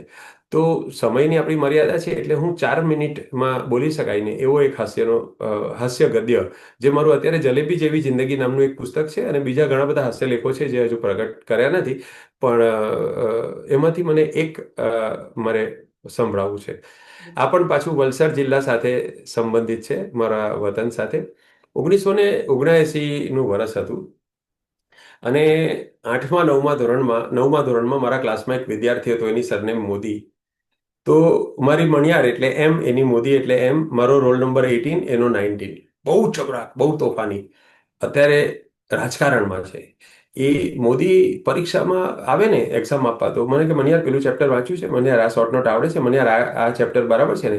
એ મને પૂછે. મેં કહું ભાઈ તારે વાંચીને આવવાનું હોય. તો એને ભણવામાં જરા પણ રસ નહીં. એટલે હું એને કહું કે મોદી યાર થોડું ભણીને વાંચીને આવે તો સારું ને. તો મને કે હે મને યાર ભણવાથી શું ફાયદો થાય? હવે શૈલેષભાઈ, આ દક્ષિણ ગુજરાતની ભાષા છે ને, એને ચંદ્રકાંત પંડ્યા આપણા, એમણે થોડી બાનો ભીખુમાં ખપમાં લીધી છે, કે પેલી પણ બીજા કોઈ લેખકોએ બહુ ઉપયોગ કર્યો નથી. આપણી પાસે ચરોતરી બોલી કે પાલનપુરી બોલી કે કાઠિયાવાડની બોલી કે કચ્છી બોલી, આ બધી સાહિત્યમાં પ્રતિબિંબિત થઈ છે. પણ આ સુરતી અને વલસાડની જે બોલી છે, એ પ્રમાણમાં ઓછી થઈ છે. તો મેં કોશિશ કરી છે આમાં. તો એ મને કહે છે કે હે મને યાર ભણવાથી શું ફાયદો થાય? એટલે મને પણ અચાનક આત્મજ્ઞાન થયું કે સાલું હું શું કામ 9 વર્ષથી ભણું છું. પછી મેં બહુ વિચારીને જવાબ આપ્યો કે ભણવાથી બુદ્ધિ આવે, ભણવાથી માનવતા આવે. તો કે આ તારી બુદ્ધિ, આ તારી માનવતા એ રાજકારણમાં મને કામ લાગે? એટલે મેં કહ્યું કે ના, એ કામ નહીં લાગે, એ તો નડે રાજકારણમાં. તો પછી બસ, તો એ મગજને કષ્ટ આપતો નહીં. પરીક્ષામાં લાંબા જવાબ લખે નહીં, બસ ખાલી જગ્યા લખે. હા, એક શબ્દમાં જવાબ લખે, જોડકા લખે, એક વાક્યમાં જવાબ લખે, મલ્ટિપલ ચોઇસ ક્વેશ્ચન લખે. આમાં બી જવાબ તો એક પણ આવડે નહીં. જવાબ બાકી રાખીને બાકીનું લખી રાખે. 1.5 કલાક સુધી મને શાંતિથી પેપર લખવા દે, અને છેલ્લો અડધો કલાક બાકી, એને કે 17 જ માર્ક લાવવાના, એટલે એને અડધા કલાકમાં તો એટલું લખાઈ જાય. એટલે છેલ્લા અડધા કલાકમાં પાછળથી અવાજ આવે, એટલે મારે મારી ઉત્તર વહી છે મુખ્ય, તે આમ મૂકવાની, અને હું સપ્લિમેન્ટરીમાં લખું, અને બોલે એટલે મારું પાનું ફેરવવાનું, એટલે લાંબી નજરે જવાબ ઉતારી લે. પાછો થોડી વાર થાય એટલે અવાજ આવે, એટલે મારે આમ પાનું ફેરવવાનું. ભૂલથી શોર્ટ નોટ કે નિબંધનું પાનું આવી જાય ને, તો આમ કરે. એટલે ખાલી ઓબ્જેક્ટિવ જ ઉતારે, 18 કે 20 જ માર્કનું લખે, અને એમાંથી એને 17 માર્ક લાવવાના. એટલે મારી પણ કસોટી થઈ જાય એમાં. એ આટલા પરિશ્રમથી પાસ નહીં થાય, તો એની નિષ્ફળતાનું આડ મારા માથે આવતું. મનિયારે હારાએ મહેનત નહીં કરીને એમાં હું નપાસ થયો, આખા ગામને એમ કે. એટલે મને ટેન્શન હોય કે આને હું 17 માર્ક જેટલું લખાઈ દઉં તો સારું એમ. તો અને ભૂલે ચૂકે જો 20 માર્ક આવી જાય, કોઈ વાર 20 માર્કનું લખ્યું ને 20માંથી 20 આવી જાય, મેં કહું મોદી વાહ વાહ, તો દર વખતે તારો 1નો આંકડો ચાલતો, તો આ વખતે તે 2નો આંકડો પકડો, 20 આવ્યા એમ. તો કે આ 3 માર્ક વધારાના આવ્યા, તેને હું ધોઈને પીવાના? એ એમ કે આ 17ના બદલે 20 આવ્યા ને, તો એને ખુશી ના કે આ 3 માર્કને ધોઈને પીવાના? એમ કે આ 3 માર્ક જેટલી વધારે મહેનત થઈ ગઈ ને, એ આત્મવિશ્વાસનો અભાવ જ ને, એવો અફસોસ એને પૂરી ખાધો. તો આવો મોદી એકવાર સમાજ વિદ્યાના પેપરમાંથી બહાર નીકળ્યો. અને આ સત્ય ઘટના છે, બનેલી ઘટના છે, આમાં કંઈ મેં ઉમેર્યું નથી. અને મને કે મણિયાર પહેલી ખાલી જગ્યામાં 250, એટલે મારે જોવાનું નાગરિક શાસ્ત્રની પહેલી ખાલી જગ્યા. હા, હા, રાજ્યસભામાં ખાલી જગ્યા સભ્યો હોય છે. તો મેં કહું 250 બરાબર છે, એક માર્ક પાક્કો, એક માર્ક પાક્કો, બીજીમાં 35. એટલે હું વાંચું પાછો, એ તો વાંચે જ નહીં, મારે જોવાનું. એટલે હા, રાષ્ટ્રપતિ બનવા માટે ઓછામાં ઓછી ઉંમર. મેં કહું 35 બરાબર છે. મને કે 2 માર્ક પાક્કા, 2 માર્ક પાક્કા. મને એની દ્રષ્ટિ માટે માન થયું. મેં કહું આ મોદી કેવો છે કે જે 5 ફૂટ દૂરથી વચ્ચે બીજા ક્લાસનો છોકરો બેઠો છે અને 5 ફૂટ દૂરથી એને 235 અને 250 અને 35 વંચાવ્યું. એટલે મને એની એક્યુટી ઓફ વિઝન માટે માન થયું કે આ દ્રષ્ટિ કેવી કહેવાય. આ તો ભવિષ્યમાં 2047નું વિઝન જોઈ શકે આ માણસ. તો એ મને મોદી કહે છે કે ત્રીજીમાં શાળાની મૂતરડી. તો હું કહું છું કે ભાઈ, આપણા આખા પાઠ્યપુસ્તકમાં ક્યાંય શાળાની મૂતરડી એવો કોઈ શબ્દ પ્રયોગ, એવો શબ્દ સમૂહ છે જ નહીં. તો કે ભાઈ, તું નાગરિક શાસ્ત્રની ત્રીજી ખાલી જગ્યા જો. પણ મેં કીધું આપણા આ પેપરમાં એવો કોઈ સવાલ પૂછાયો જ નથી કે જેનો જવાબ શાળાની મૂતરડી આવી શકે. કે સ્વચ્છતા અભિયાન ને બધું તો હમણાં આવ્યું તે, ત્યારે તો કંઈ હતું નહીં. મને કહે છે હું કંઈ ખિસ્સામાંથી થોડી લખવાનો હતો, તળાવમાંથી જ લખ્યું છે, તું ચેક કર. એટલે હું જોઉં છું કે ત્રીજી ખાલી જગ્યામાં તો ગુજરાતના રાજ્યપાલ ખાલી જગ્યા છે. મેં કહ્યું એમાં તે શું લખ્યું? તો કે શાળાની મૂતરડી. મને કે જવાબ બોલ, જવાબ. મેં કહ્યું શારદા મુખર્જી. તો ત્યારે 1979માં આપણા રાજ્યપાલ શારદા મુખર્જી હતા. તો એ ઉપરથી લખતો આવ્યો 250, 35, પછી પેલું શાળાની મુખર્જી મૂતરડી. પછી મને કે હે મનિયાર, અડધો માર્ક તો આપે કે નહીં? એને તો એક માર્કનો સવાલ. એટલે મને કહે છે કે અડધો માર્ક તો આપે કે નહીં? મેં કીધું તને કેમ અડધો માર્ક જોઈએ છે? તો કે આ મુખર્જી મૂતરડી બધું સરખું જ છે ને. પછી મને કે અક્ષર મોટા કાઢ, અક્ષર ચોખ્ખા કાઢ, તારા લીધે બીજાની ફજેતી થાય છે, એનો ખ્યાલ રાખ. તો આ મારો મોદી છે, અત્યારે રાજકારણમાં ગતિ કરી રહ્યો છે સરસ રીતે. તો આગળ ચાલીએ અને જી તમારી જીવન યાત્રા અને જી સર્જન યાત્રામાં અમીબેનની ભૂમિકા વિશે વાત કરો. હા, ચોક્કસ. આ બહુ સરસ સવાલ પૂછ્યો. આ સવાલ કોઈ પૂછતું નથી. એટલે ખરેખર એક ચેખોવની વાર્તા હતી. તમારામાંથી કોઈએ વાંચી છે કે નહીં ખબર નથી, પણ હું વાત કરીશ એટલે તમને ખ્યાલ આવશે. તમારા જીવનમાં નીતાબેનની શું ભૂમિકા છે મને ખબર નથી, પણ હું માનું છું કે લગભગ એવી જ ભૂમિકા અથવા એનાથી ઊંધું પણ હોય. નીતાબેનના જીવનમાં તમારી શું ભૂમિકા હોય. પણ પણ હું પીડિયાટ્રિશિયન હતો અને 1993થી લઈને 2007 સુધી પીડિયાટ્રિશિયન તરીકે પ્રેક્ટિસ કરી. તો મારી આખી બેક ઓફિસ, એટલે ચહેરો મારો દેખાય કે ડૉક્ટર રઈસ મનિયાર છે. એ ડૉક્ટર રઈસ મનિયારના મગજમાં કાફિયા ચાલતા હોય, રદીફ ચાલતા હોય, છંદ ચાલતો હોય, અને પેશન્ટ જોતો હોઉં ઘણી વાર તો. અને અમી મને ધીમેથી કે you are examining him for second time. એટલે બીજી વાર તપાસી રહ્યો છે, એકવાર તો પતી ગયું એમ. એટલે એનું ધ્યાન હોય. અને વાતનો હું થોડો ખવાયેલો રહું અને આખી પ્રેક્ટિસનો તંતુ એ સંભાળે. છતાં લોકોને દેખાઉં હું કે ભાઈ આ પ્રેક્ટિસ તો રઈસ મનિયારની છે, અમીબેન તો આસિસ્ટન્ટ છે. જ્યારે હકીકત એવું હતું કે અમે બંને સાથે ભણતા હતા.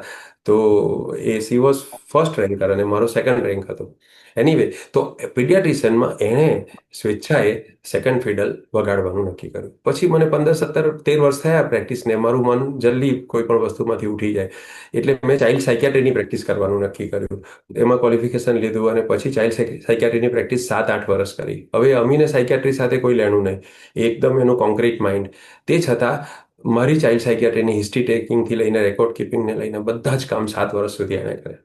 ત્યારબાદ મેં ફૂલ ટાઈમ લેખન શરૂ કર્યું. એટલે ફૂલ ટાઈમ લેખનમાં નાટકો આવ્યા, વાર્તાઓ આવી, પુસ્તકો આવ્યા, બધું. તો દરેક વસ્તુનું એડિટિંગ, દરેક ઈમેલના વ્યવહાર, દરેક વસ્તુનું પ્રૂફ રીડિંગથી લઈને બધું જ કામ અમીએ કર્યું. પછી તો ઉર્દૂના અનુવાદો મેં કર્યા. તો હવે ઉર્દૂ સાથે એને કોઈ સ્નાન સૂતકનો સંબંધ નહીં. પણ પેલા ઉર્દૂ મૂળ સ્ક્રિપ્ટ લખવાની ને, તો પહેલી બીજી આવૃત્તિમાં તો મેં નીચે ટપકું આવે ગઝલમાં ગની નીચે, કે ગાલિબમાં ગની નીચે, કે કની નીચે કલમમાં, તો એ બધું હું ઇગ્નોર જ કરતો. મને પણ આવડતું નહીં. પછી એણે જોયું કે રઈસ આ ના ચાલે, આ ભૂલ કહેવાય. અને એણે આ બધી જ વસ્તુના ઓથેન્ટિક વર્ઝન શોધીને કઈ વસ્તુમાં નીચે ટપકું આવશે, કઈ વસ્તુમાં અનુસ્વાર આવશે, એ ઇંગ્લિશ મીડિયમમાં ભણી છે, હું ગુજરાતી મીડિયમમાં ભણેલો છું, છતાં અનુસ્વાર ક્યાં આવે ક્યાં નહીં આવે એનું ધ્યાન એ રાખે અને મારી જોડણીની ભૂલો આ તે બધું સુધારે. મને વિશ્વાસ છે કે હવે આવનારા બાકી લાઈફમાં ટ્રાવેલ એજન્ટનો કદાચ હું ધંધો કરું, કદાચ કાર મિકેનિકનો ધંધો કરું, તો એ પણ શીખી લેશે. તો એટલે હવે આને તમે જે ગણો તે એણે પોતાનું જીવન મને આ રીતે સમર્પિત કરેલું છે. બહુ જ એટલે સારી સ્વભાવ જરા સ્ટ્રીક છે, આકરો છે, પણ ધેન એની પોતાની કોઈ જીવન, એનું પોતાનું અલગ કોઈ અલાયદું જીવન જ નથી. થોડા એના શોખ છે સંગીતના ને એ બધા, એ થોડો સમય કરી લે, otherwise she is totally dedicated to my work. એટલે મારું જે કામ છે, એટલે સુધી કે અત્યારે મેં જે ગાલિબ સિરિયલ લખી નો અનુવાદ કર્યો છે, એમાં 51% કામ અમીનું છે, એમ હું કહીશ. 51% કામ એનું છે, પણ એણે એનું નામ નહીં મૂકવા દીધું મને. એટલે તમે આગળ વાત કરી ને કે તમારા બેનું શું, એટલે નીતા અને શૈલેષના જીવનમાં શું, તો એ એક આડ વાત નાનકડી કરી લો જી ચોક્કસ. કે તમને ખ્યાલ છે નવસારી હતા અને નવસારી અમે જી બિઝનેસ કરતા, તો નીતા જી ઓફિસ સંભાળતી અને હું માર્કેટ સંભાળતો વગેરે. તો આ બધી કંપનીના બધા હમ કેટલાક જી બધા રિજનલ મેનેજર, સેલ્સમેન આવે એને તો ઓળખતો હું, પણ રિજનલ મેનેજર્સને બધા આવે ને તો મને ખ્યાલ ન રહે. એટલે પછી નીતા આમ ધીમેથી આવીને પછી એને ખ્યાલ આવી જાય કે મને કોઈ પત્તો નથી આ કોણ છે એમ. એટલે ધીમેથી કે નાગર સાહેબ, આજકાલ આપણો પ્રોડક્ટ્સ કેવી ચાલે છે, પ્રોડક્ટના બે નામ લઈને કે હમ એટલે નાગર સાહેબ છે ને આ એટલે કંપનીમાંથી. યાદ આવે. પણ હવે ક્યુ આપે. હવે બે ત્રણ ચાર વર્ષથી મેં મારું કામકાજ છોડી દીધું અને એ જે અનુવાદો ને બધું કરે છે એમાં હું ફૂલ ટાઈમ આંગળી અડાડું છું. એટલે રોલ રિવર્સ થઈ ચૂક્યો છે. ના ના વેરી ગુડ, વેરી ગુડ. બિલકુલ મારા ના પણ પણ competitor જ એ છે. જી જી જી, બહુ આનંદની વાત છે. સી એટલે દરેકના એને બિલકુલ શાય છે અમી, અને એને અભિવ્યક્ત થવાની, દેખાવાની એને બીક લાગે કે મારું નામ તો કશે મૂકશે તો કોઈ મને સ્ટેજ પર બોલાવશે, અને સ્ટેજ પર બોલાવશે તો મને કોઈ માઇક આપશે અને મારે બોલવું પડશે. એટલે એ તો ફૂલ લેવા માટે પણ સ્ટેજ પર નહીં ચડે કે આજે હું ફૂલ લઉં છું, કાલે તું માઇક અપાવશે, મારે સ્ટેજ પર આવવું જ નથી. તો આવું આવું છે. આ રીતે ચાલે છે. ના સાચી વાત છે, અને સંચાલન બહુ મહત્વની વસ્તુ છે કોઈ પણ જગ્યાએ. જીવનમાં પણ સંચાલન બિલકુલ અને સારા સંચાલક કોઈક હોય એ બહુ જ જરૂરી છે. તો એક બિલકુલ સંચાલક બિલકુલ. સંચાલક પછી આપણે આવીએ કે રહીશભાઈ, તમે એક બહુ જ સારા મંચ સંચાલક પણ છો. એટલે સર્જક તો છો જ, પણ મંચ સંચાલક પણ છો. તો ખાસ કરીને, અને તમે આટલા લોકપ્રિય વક્તા છો, તો અને તમે હાસ્ય ઘણું લખ્યું છે, તો આજના સમયમાં તમને એવું લાગે ખરું કે લોકપ્રિયતા ઊભી કરવા ને ઊભી તો થઈ ચલો, પણ એને ખાસ ટકાવી રાખવા માટે જે લપસણો માર્ગ લોકો અપનાવે છે એનાથી દૂર રહેવા માટે, કે એમાં વક્તાની, વક્તવ્યની અને શ્રોતાઓની ને ખાસ તો સમાજની ગરિમા જળવાવી જોઈએ એવું તમે માનો છો ખરા? અને એને માટે શું કરવું જોઈએ? બિલકુલ. મારા હિસાબે અ, સંચાલન અ, મેં સંચાલક વગરના ઘણા કાર્યક્રમોનો અમે પ્રયોગ કર્યો છે કે જેમાં એક કવિ હોય અથવા એક કલાકાર હોય, એ બીજા કલાકારને રજૂ કરી દે અને સંચાલકની ભૂમિકા જ ના રહે. પ્રોબ્લેમ ત્યારે થાય છે કે સંચાલક પોતે એવું સમજવા માંડે કે કાર્યક્રમનો 51% શ્રેય પણ મારે લેવો છે અને કાર્યક્રમનો 51% સમય પણ મારે લેવો છે. અને આવા સંચાલકો છે આપણી પાસે, આપણી ભાષામાં પણ છે, બીજે પણ હોતા હશે. અત્યારે તો એક આપણા બહુ જ મોટા હિન્દીના કવિ છે, એ જ રીતે કામ કરે છે. તો મારું એવું માનવું છે કે સંચાલન જે છે એ સંતુલનની કળા છે. એક તરફ તમારા મનમાં અને જે સી બિટવીન ધ લાઇન્સ તમારા મનમાં શું છે ને એ દેખાઈ આવે છે. તમે સંચાલક તરીકે જ્યારે સ્ટેજ પર બેઠા છો, તો તમે વ્યક્તિ પૂજા કરાવવા માંગો છો કે તમે કાર્યક્રમને સફળ કરાવવા માંગો છો, એ બેમાંથી તમારા માટે મહત્વનું શું છે, એ શ્રોતા ગમે એવો અભણ હોય એને ખ્યાલ આવી જાય છે કે આ ભાઈને વ્યક્તિ પૂજા કરાવી છે અને આ ભાઈને છે તો કાર્યક્રમ સારો જાય એની ચિંતા છે. તો શ્રોતા પ્રત્યે સ્નેહ, સન્માન, આપણે જે બોલીએ છીએ, આપણી 1 મિનિટ છે, જો 400 જણા સાંભળતા હોય તો 400 જણાની 400 મિનિટ છે. એટલે આપણી 1 મિનિટનું મૂલ્ય 2 જણા વાત કરતા હોય ત્યારે એક મિનિટ જેટલું જ હોય, પણ 400 જણા સાંભળતા હોય ત્યારે આપણી 1 મિનિટ 400 મિનિટ બરાબર થાય. એટલે તે વખતે વ્યર્થ રેમ્બલિંગ ન કરાય, પહેલી વસ્તુ.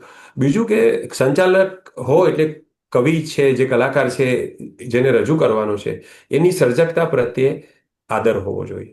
તમને તમને ખબર હોવું જોઈએ કે તમે જે બોલો છે એના સપોર્ટમાં છે, તમારે એની ઉપરવટ નથી જવાનું સર્જકની. તો આ સંચાલકે જ્યાં સુધી સેતુ સધાય ત્યાં સુધી મથવાનું છે, અને એકવાર સેતુ સધાઈ જાય પછી પોતે સલુકાઈથી બાજુ પર ખસી જવાનું છે. અને સંચાલકનું જે મુખ્ય કામ છે એ છે કે આજે શ્રોતા પાસે ઘણા બધા વિકલ્પો છે, ખૂબ બધી પ્રવૃત્તિઓ છે, વિકલ્પો છે, એ બધા છોડીને એ આવ્યો છે. તો એનો સમય અને એનું હૃદય તમને સોંપે છે 2-3 કલાક માટે. તો એના મનમાં એક ડર છે કે મેં અહીંયા આવીને ભૂલ તો નથી કરીને. તો એ થોડો શરૂઆતમાં અજંપ હોય, હજુ ઇન થયો ના હોય, તલ્લીન ના થયો હોય અંદર. અને એ ભાવ વિશ્વમાં પ્રવેશવા માટે જીવાતું જીવન છે એનું સ્તર જુદું છે, અને સ્ટેજ પરથી જે રજૂ થવાનું છે કદાચ એની ડેપ્થ જુદી છે. તો ત્યાંથી ત્યાં સુધી લઈ જવા માટેની કદાચ 5-10 મિનિટ તમારે સંચાલક તરીકે એ જે અપરિચિતતા છે એને પરિચયમાં ફેરવવા માટે, કલાકાર જે શ્રોતાનો ડર છે એ ડર દૂર કરવા માટે, અને એને એવું લાગે કે હું અહીંયા યોગ્ય જગ્યાએ બેઠો છું અને આ સામે જે વ્યક્તિ સેતુ બનાવવા માટે બેઠી છે એ એટલી બધી સહૃદય છે કે મને લાગે છે કે 2-2.5 કલાક આપણે એના ભરોસે જો રહીએ તો બહુ વાંધો નથી. આવો વિશ્વાસ અપાવીને આપણે ખસી જવાનું હોય છે. એટલે સંચાલક તરીકે મારી વાત કરું તો હું બહુ તૈયારી કરું છું. હું બહુ સાહજિક સંચાલક નથી. મને મારી સાયકિયાટ્રી મનોવિજ્ઞાનનું બોલવાનું હોય તો હું ચોપડીમાં કે કશે પણ જોયા વગર કલાકો સુધી બોલી શકું. પણ સંચાલન કરવાનું હોય તો સ્વાભાવિક છે મને સપોર્ટ જોઈએ. મારી સામે ટેબ્લેટ હોય, ટેબ્લેટની અંદર મારી સ્ક્રિપ્ટ લખેલી હોય, પણ એટ ધ સેમ ટાઈમ હું એ સ્ક્રિપ્ટને વાંચીને બોલતો નથી, એને સપોર્ટ તરીકે રાખું છું. હું એમ વિચારું કે મારી પાસે 100% તૈયારી હું રાખીશ, પણ એ તૈયારીમાંથી હું 50% જ વાપરીશ, અને 50% સ્પોન્ટેનિયસ જે સૂઝે એ સમય પર એ બોલીશ. એમાં હ્યુમર પણ આવે, એમાં હાજર જવાબી પણ આવે, એમાં જે કંઈ બની રહ્યું હોય વર્તમાન પ્રત્યેની જે આપણી એલર્ટનેસ છે એ પણ દેખાય, અને થોડીક તૈયારી હોય આપણી. એટલે એ પણ શું ન બોલવું એ વધારે મહત્વનું છે. અને જ્યારે સ્પોન્ટેનિયસ 2 લાઈન બોલીએ ત્યારે લખેલી 2 લાઈન કાપી નાખવાની, આ મારો નિયમ હંમેશા હું રાખું છું. અને મંચની ગરિમા વિશે છેલ્લી વાત તમને કહું તો મને એવું લાગે છે કે આપણું જે જીવન છે એ સત અને અસતનું મિશ્રણ છે. જગતમાં તમામ યુગમાં, તમામ સદીઓમાં, તમામ દાયકાઓમાં, તમામ દેશોમાં, પ્રદેશોમાં સત અને અસત બંનેની ધારા વહે છે. સમાજની અંદર એક સેલ્ફ કરેક્ટિંગ એબિલિટી છે કે એ ખરાબને ખરાબ જ કહેશે, ખૂનને ખૂન જ કહેશે, એને સારું નહીં કહે, બળાત્કારને બળાત્કાર જ કહેશે, એને સારું નહીં કહે. પણ અમુક ગ્રે એરિયા એવા આવી જાય છે કે આપણને ખબર નથી હોતી. જેમ કે આપણો આ મોબાઈલ છે, તો આ મોબાઈલનું એક આલ્ગોરિધમ બને છે આજકાલ.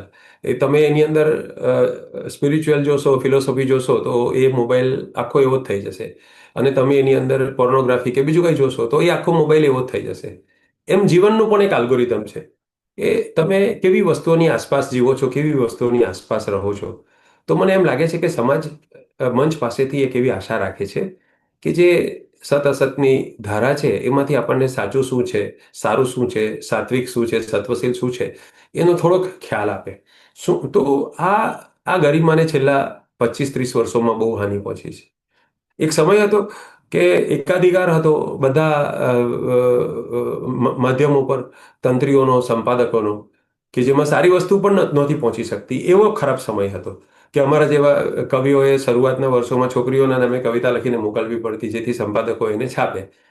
અને એવું થયેલું પણ છે. સંપાદકો છાપતા જ નહોતા. અને હવે એવો સમય આવ્યો છે કે દરેક વ્યક્તિ પોતે સંપાદક છે, પોતે પ્રકાશક છે. અને દરેક જેને સ્ટેજ પર ઊભા રહીને કઈ રીતે વાત શરૂ કરાય ને કઈ રીતે પૂરું કરાય એનું ભાન નથી, એવા લોકો પાસે ઓપન માઇક છે, એવા લોકો પાસે સ્ટેન્ડઅપ કોમેડીના શોઝ છે. અને કયા શબ્દો કદાચ મિત્રની મંડળીમાં ચાલી જાય અને સ્ટેજ પર ન ચાલે એની સમજણ નથી. તો આ એક મને લાગે છે કે આ સ્ક્રુટીની, મેં અગાઉ પણ કહ્યું કે સમાજ પાસે સેલ્ફ કરેક્ટિંગ એબિલિટી છે, એટલે એ ક્યાંક ને ક્યાંક તો એ અટકશે. પણ અત્યારે મને ઘણી જગ્યાએ એ જોખમાતી લાગે છે, મંચની ગરિમા જોખમાતી લાગે છે. તો આપણે પ્રશ્નોત્તરીના અંત તરફ જઈએ અને જી. અથવા તો આપણે ગેલેરી ખોલશું જ, પણ ગઝલ શિબિરો અને કાફિયા નગર અને શબ્દ મારા સ્વભાવમાં જ નથી જેવા અર્થગંભીર ગઝલોના સર્જક રઈશ મણિયાર એમની પોતાની પસંદગીની થોડી ગઝલો સંભળાવે. હમ સમય મને એમ લાગે છે કે આપણી પાસે જે રીતે તમે મને કહ્યું હતું એ પૂરો થવાની અણી પર છે. તો પણ હું હા થોડીક બબ્બે લાઈન સંભળાવવાની ટ્રાય કરીશ કે હા બબ્બે શેર સંભળાવવું એટલે કે ક્યાં કોઈ ભાષાઓ અમને બીજી ત્રીજી આવડે, ક્યાં કોઈ ભાષાઓ અમને બીજી ત્રીજી આવડે, માંડ મુશ્કેલીથી શીખી ક કા કીકી આવડે. કે માંડ મુશ્કેલીથી શીખી ક કા કીકી આવડે ને એ ખબર નહોતી કે એનો ગર્વ લેવાનો થશે. તમને વિદેશમાં એનો અનુભવ કાયમ થતો હશે. અમારે હવે અમદાવાદ, મુંબઈ, સુરત, રાજકોટ બધે જ આ માતાઓ એમ બહુ ગર્વથી કે અમારો કિયાન છે ને નામ પણ હવે એવા પાડે ને કે એનું આપણને ખબર ના પડે કે આ કિયાન કઈ ભાષામાંથી નામ આવ્યું છે. તો અમારો કિયાન છે ને એને એમ સમજ બધી પડે, બોલે નહીં ગુજરાતી પણ સમજે બધું, એમ એનો પાછો ગર્વ લે. એટલે મેં આ 4 પંક્તિ લખી કે ક્યાં કોઈ ભાષાઓ અમને બીજી ત્રીજી આવડે, માંડ મુશ્કેલીથી શીખી ક કા કીકી આવડે, એ ખબર નહોતી કે એનો ગર્વ લેવાનો થશે કે હજુ ગુજરાતી અમને થોડી થોડી આવડે, કે હજુ ગુજરાતી અમને થોડી થોડી આવડે. એટલે આ એક કન્સર્નનો વિષય છે મારા માટે પણ કાયમ. અને એના વિશે કદાચ સમય હશે તો આપણે આગળ વાત કરીશું. એક જ નવી ગઝલ છે, એના થોડા શેર હું સંભળાવીશ. ઇરશાદ. કે બુદ્ધિની બહુ ધાર ન કાઢો, બુદ્ધિની બહુ ધાર ન કાઢો, વાતે વાતે સાર ન કાઢો. આહા. કે આપણને જજમેન્ટલ થવાની ટેવ હોય કે બુદ્ધિની બહુ ધાર ન કાઢો, વાતે વાતે સાર ન કાઢો, ને સોયનો ખપ છે જ્યાં કેવળ ત્યાં, કે સોયનો ખપ છે જ્યાં કેવળ ત્યાં, શૂરવીરો તલવાર ન કાઢો, શૂરવીરો તલવાર ન કાઢો, ને સમદર છો મોતી દેખાડો. કે સમદર છો મોતી દેખાડો, જ્યાં ત્યાં કેવળ ખાર ન કાઢો, કે જ્યાં ત્યાં કેવળ ખાર ન કાઢો.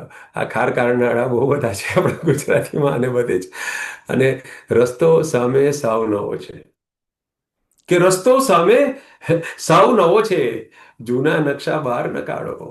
કે રસ્તો સામે સાવ નવો છે, જૂના નકશા બહાર ન કાઢો, ને તરવૈયો નહીં મરજીવો છું, તરવૈયો નહીં મરજીવો છું, સીધો સામે પાર ન કાઢો, કે સીધો સામે પાર ન કાઢો. બહુ એ સરસ. શું કરશો સંસારથી નીકળી, કે શું કરશો સંસારથી નીકળી, મનથી જો સંસાર ન કાઢો, મનથી જો સંસાર ન કાઢો.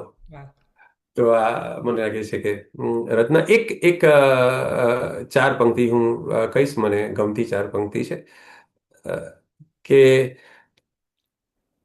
આ ખાલી ખિસ્સાને ખંખેરતા ઘણું નીકળ્યું. મેં એમ જોયું છે કે આપઘાત જે કંઈ થાય છે ને એમાં વૃદ્ધો ભાગ્યે જ આપઘાત કરે. 50-55 વર્ષની ઉંમર પછી માણસ સુસાઇડ નથી કરતો. સૌથી વધારે સુસાઇડ 14 થી 40 વર્ષની ઉંમરની વચ્ચે થાય છે. ત્યારે આપણને એમ થાય કે હજુ તો ઘણું જીવન જોવાનું બાકી હતું. તો 4 પંક્તિ એના માટે મેં લખી છે કે જ્યારે વર્થલેસનેસનો અનુભવ થાય, અર્થહીનતાનો, ત્યારે આપણને આવા વિચાર આવતા હોય છે કે આ ખાલી ખિસ્સાને ખંખેરતા ઘણું નીકળ્યું, સિલક સફરની અનુભવનું રોકડું નીકળ્યું. કે આ ખાલી ખિસ્સાને ખંખેરતા ઘણું નીકળ્યું, સિલક સફરની અનુભવનું રોકડું નીકળ્યું, મરી જવાનું થયું મન એક ક્ષણ વિતાવી લીધી. કે મરી જવાનું થયું મન એક ક્ષણ વિતાવી લીધી, પછીની ક્ષણમાં ઘણું જીવવા સમૂહ નીકળ્યું, કે પછીની ક્ષણમાં ઘણું જીવવા સમૂહ નીકળ્યું.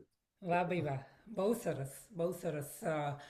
ખાસ તો મિત્રોને આ સંબોધીને કહું છું, રઈશભાઈ, પહેલાં તો સ્વરાક્ષર તરફથી તમારો ખૂબ ખૂબ આભાર માનવો છે. પણ મિત્રો, આજે તમને અમે જે પ્રયત્ન કર્યો કે ડૉક્ટર રઈશ મણિયારના વિવિધ પાસાનો થોડો ઘણો આછો પાતળો પરિચય કરાવીએ, તો અમે એવું માનીએ છીએ કે થોડું ઘણી તમને ખબર હોય એના કરતાં થોડીક વધારે એમના વિશે જાણકારી મળી હોય. તો એને માટે ખાસ, અને રઈશભાઈ, તમે બહુ જ સરસ રીતે, બહુ જ અને શું કહી શકાય, સરસ ચોકઠામાં તમે વાત કરી બધી જ. અને તમે તમે તમારી વાતો પરથી અમને પણ એટલું જાણવા મળ્યું કે તમે ખૂબ ખૂબ વાંચ્યું હોવું જોઈએ. કારણ કે મને એવું લાગે છે કે ક્યાંક નિદા ફાઝલી એવું કહેવાનું ને કોઈકના થ્રુ આવ્યું છે કે પઢો પઢો ફિર લીખો, તેમ તમે માત્ર જુદી જુદી જગ્યાએ બધા મહાનુભાવોના નામ નથી ટપકાવ્યા, પણ એનું ખરેખર વાંચ્યું હોય અને એનું તમારા જીવનમાં ઉતાર્યું હોય એ રીતે લાગ્યું. કારણ કે તમે જ્યારે સાદા આપણા જે બોલચાલના ફિલ્મી ગીતો હોય એમાં તમે અચ્યુતમ કેશવમ ને રશ્કે કમરને જોડી આપ્યા, એટલે એ કેટલું સરસ છે કે તમને કેટલું એ છંદો વિશે તમે કેટલા જાગૃત છો, કે તમારું એ માનસ એ ક્યાં અને તમે કેટલા જાગૃત સાંભળો પણ છો અને ઉતારો પણ છો તમારામાં. તમે વાત કરી પરકાયા પ્રવેશની વાર્તા લખતી વખતે, બહુ સરસ. આઈ હોપ કે વાર્તા લખવાવાળાઓને આમાંથી થોડીક મદદ મળી રહે. અને બહુ જ ગમ્યું છે કે તમે અમીબેનનો ખૂબ સરસ રીતે આભાર માન્યો અને ખૂબ સરસ રીતે તમે એમને યોગ્ય સન્માન આપી રહ્યા છો. અને તમે જે આગળ વાત કરી કે જેન્ડર વિશેની જાગૃતિ, એ જો સમાજમાં આજે બધા વિચારે, એ પુરુષ સ્ત્રી બધું જ બરોબર છે, તેમાં આ મંચ પરથી પણ જે આવી રહ્યું છે એનું ખરેખર માત્ર તમે કહો છો એમ ખોટી માંગણી નહીં થાય કે આ કરો ને તમે તાળીઓ પડાવવા માટે એ નહીં કરો મંચ સંચાલકો કે બીજા વક્તાઓ, એની આપણે આશા રાખી શકીએ આવી નાનકડી વાતોમાંથી. અને તમે વક્તાની જે જવાબદારી કીધી કે જાગૃતિ અને તમારા જીવનનું અલ્ગોરિધમ તમારે જ નક્કી કરવાનું છે. તો હોપફુલી તમારી આ વાતો અમારા મિત્રોને બધાને કામ આવે. અને ફરી એકવાર આ તમારા આટલા બધા વ્યસ્ત જીવનમાં તમે જે આટલો સમય કાઢ્યો એને માટે તમારો ખૂબ ખૂબ આભાર. ફરી એકવાર સ્વરક્ષર તરફથી અને અમારા બંને તરફથી આભાર. અને એ એક મજાની વાત કે રહીશભાઈ અમેરિકા કેનેડાની ટૂર પર આવી રહ્યા છે. કેનેડાના મે મહિનામાં 15-16-17 કાર્યક્રમો તૈયાર થઈ રહ્યા છે. લગભગ 1-2-3 કાર્યક્રમો નક્કી છે. વિન્ઝરમાં છે એક ટોરોન્ટો, ગ્રેટર ટોરોન્ટો નક્કી થશે. ગ્રેટર ટોરોન્ટો એરિયામાં છે. સોશિયલ મીડિયા પર તમને માહિતી મળશે. અને જો વધારે માહિતી જોઈતી હોય તો રહીશભાઈના ફેસબુક કે ઇન્સ્ટા પર હું મૂકીશ. જતીનભાઈનો કોન્ટેક્ટ નંબર છે. જતીનભાઈ સાથે અમે વર્ષોથી કાર્યક્રમો કરતા આવ્યા છે. અને મારો ફોન નંબર છે. તમે ગમે ત્યાં ઇન્ક્વાયરી કરી શકો છો. અને યુએસએ ની ટૂર જૂન મહિનામાં શરૂ થાય છે. જૂન મહિનામાં, જી. હા, તો એ માહિતી એની સાથે મુનિ સેવા આશ્રમ માટેનો એક કાર્યક્રમ જૂન મહિનામાં આવી રહ્યો છે. એની માહિતી પણ તમને આગળ મળતી રહેશે. એ સંગીતનો કાર્યક્રમ છે. હવે પ્રશ્નોત્તરી માટે આપણે ગેલેરી ખોલીએ છીએ.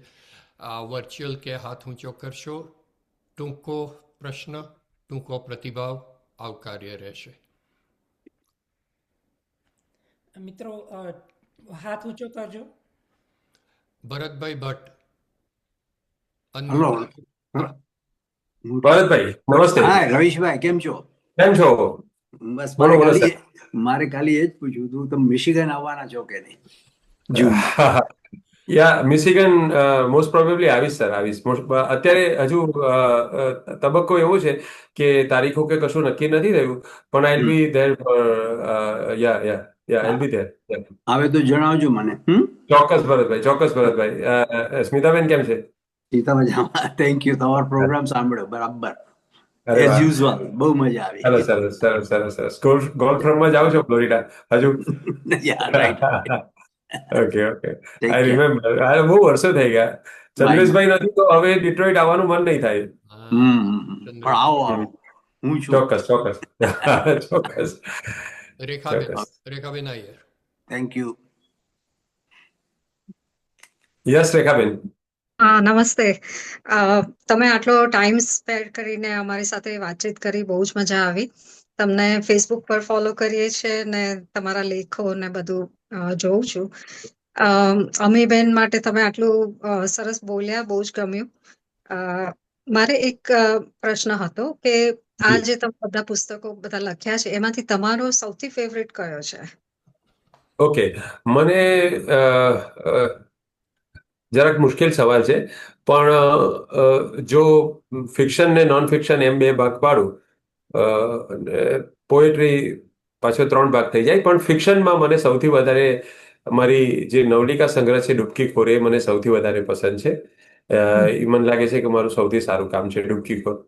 અને અ, મેં બાળુચેરની બારાખડી નામનું એક પુસ્તક લખેલું બહુ વર્ષો પહેલા, બાળકો માટે એટલે પેરેન્ટ્સ માટે. અને અત્યારે એક ડિયર ટીનેજર નામનું પુસ્તક લખ્યું છે, જે મેં ટીનેજર્સની સેલ્ફ હેલ્પ માટે લખ્યું છે. તો આ બધા પુસ્તકો પણ મારા સાહિત્ય સર્જનની સાથે સાથે મને લાગે છે બહુ મહત્વના પુસ્તકો છે. અને મને એમ છે કે જો અનુકૂળતા હશે તો આના અંગ્રેજીમાં અનુવાદ હું કરીશ અથવા કરાવીશ. અચ્છા, looking forward to see you in May. જી, જી રેખાબેન, જી, થેન્ક યુ. Thank you. કોરલબેન. નમસ્તે રઈસભાઈ, બહુ મજા આવી હા, કાર્યક્રમ. અને અનિકાબેન બહુ બોલો.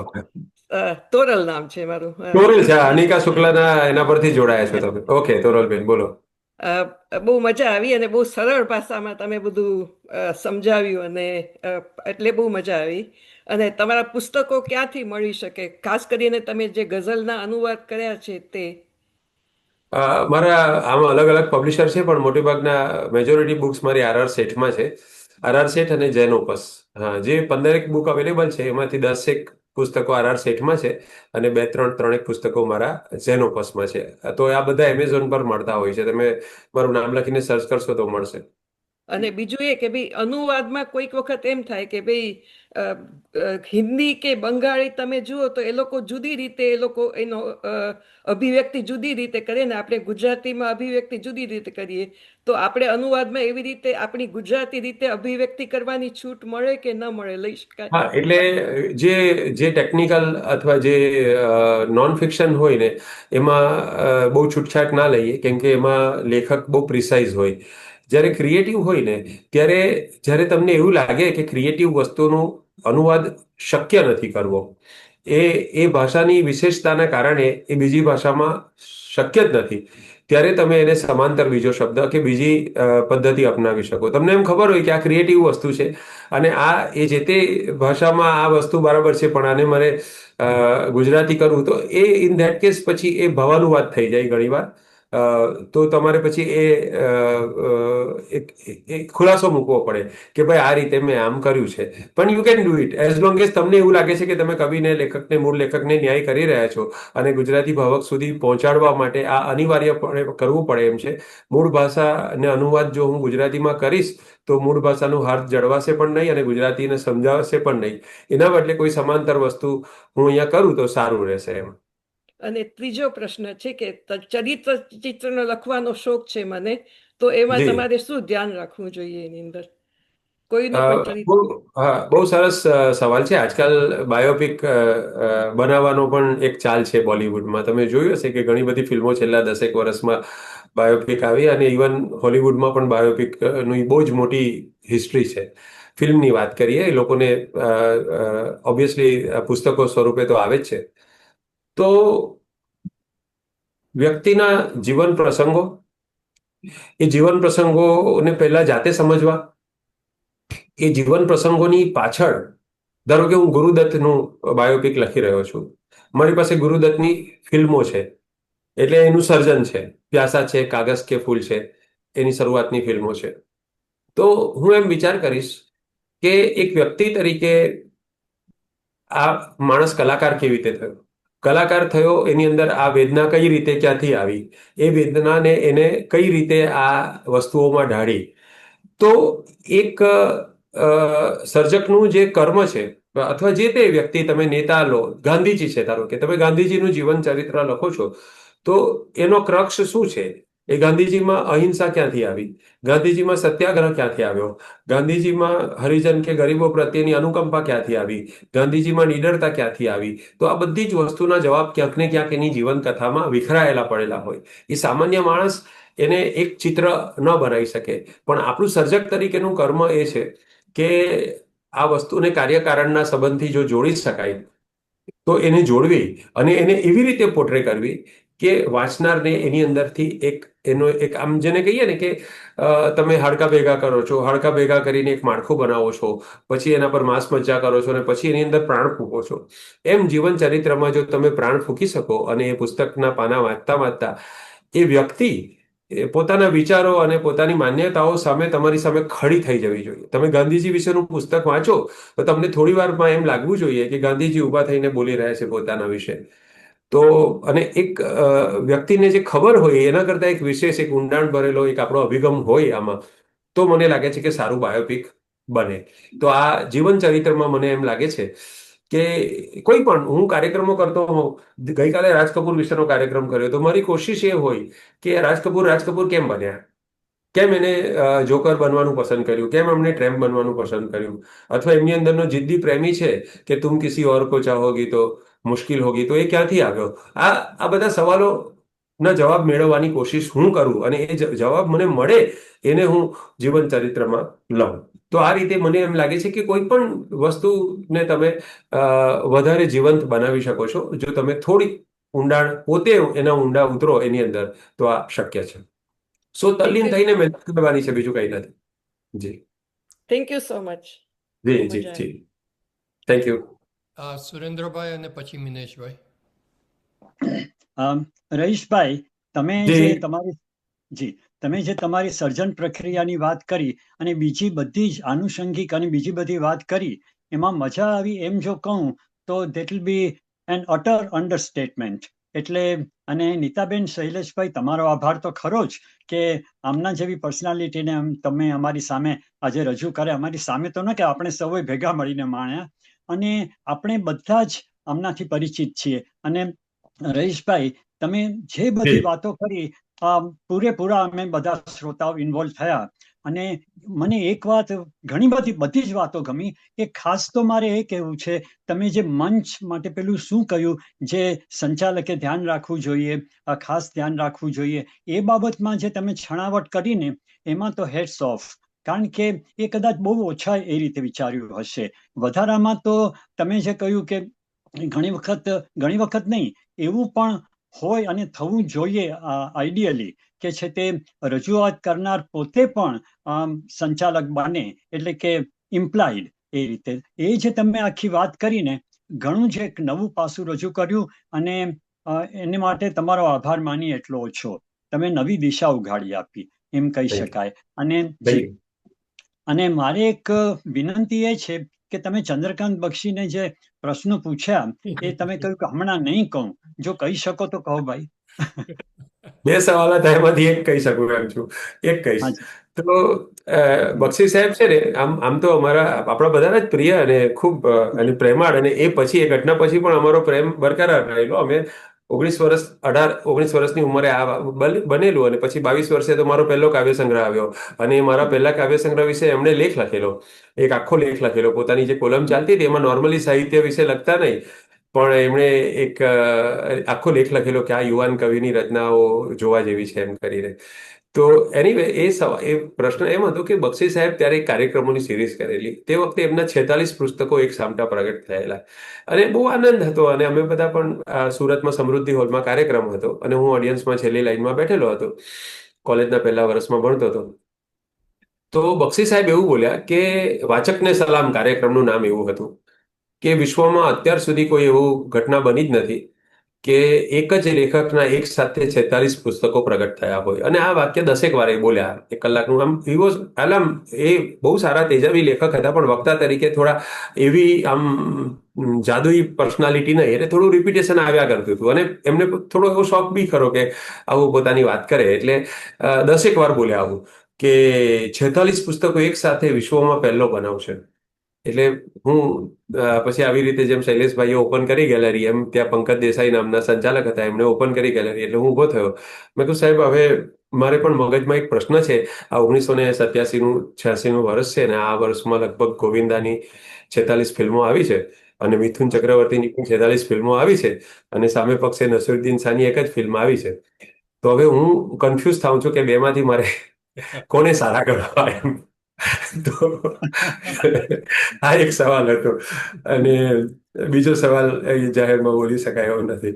ત્યારે હું બોલેલો, પણ હવે નહીં બોલું. Thank you. Yeah. Thank you. મિનેશભાઈ unmute કરજો તમારું. મિનેશભાઈ તમે મ્યુટ પર છો, અનમ્યુટ કરવું પડશે. સોરી, આજે હું આઈફોન થી જોડાયો છું જી એટલે જરા તકલીફ પડે છે. રહીશભાઈ, આપને ખૂબ ખૂબ માણ્યા. જી સર. અને ખાસ તો આપણે શૈલેષભાઈ અને નીતાબેનને કહેવાનું છે કે this should be season 1 episode 1 of રહીશ મણિયાર, કારણ કે આટલા 1.5 કલાકમાં કઈ એમને પતાવી ન દેવાય. એટલે પ્લીઝ હેવ ધીસ. અને સેકન્ડ શૈલેષભાઈ, પતાવવા માટે બીજો કાર્યક્રમ રાખો, મને પતાવી જ દો બીજા. અને બીજું, તમારી જે આ રચના છે ને, પરણીને પછતાય તો કહેતો નહીં, એ કલ્પકે કમ્પોઝ કરી છે. ઘણા બધા વેડિંગ ફંક્શન્સમાં ગાયેલી છે. કોઈ સમજતું જ નથી, બધાને લગ્ન કરવા જ છે, પરણવું જ છે. Thank you. આજના પ્રોગ્રામ માટે ખૂબ ખૂબ આભાર. ખૂબ જ મજા આવી. Thank you. એટલે મિનેશભાઈ 17મી મે નો કાર્યક્રમ પડે જ તમે બની શકે એટલો જલ્દી કનેક્ટ કરો, કારણ ઇટ્સ અ વેરી શું કહેવાય, બેઠક છે સરસ મજાની. એટલે બસ અમે 40-50 જણા આપણે ભેગા થઈ શકીશું. ઓકે, વહેલો તે પહેલો. Okay, thank you. હસુભાઈ એક બાકી છે હવે. હસુબેન છે, હસુબેન ને મનુભાઈ. હસુબેન છે. ઓકે, સોરી, હસુ પટેલ લખ્યું છે. હસુ મનુ પટેલ છે, એટલે તમે યુ કીપ ગેસિંગ. હસુ મધુ મનુભાઈ. તમે બોલી શકો છો એમ. ઓકે, હસુ મનુ. બોલો. અમે સાઉથ ગુજરાતના છો, એટલે તમારું અમને ખૂબ જ અતિ પ્રિય છે. શૈલેષભાઈ, તમે રહીશભાઈ આપણી સમક્ષ લાવ્યા, બહુ જ મજા આવી.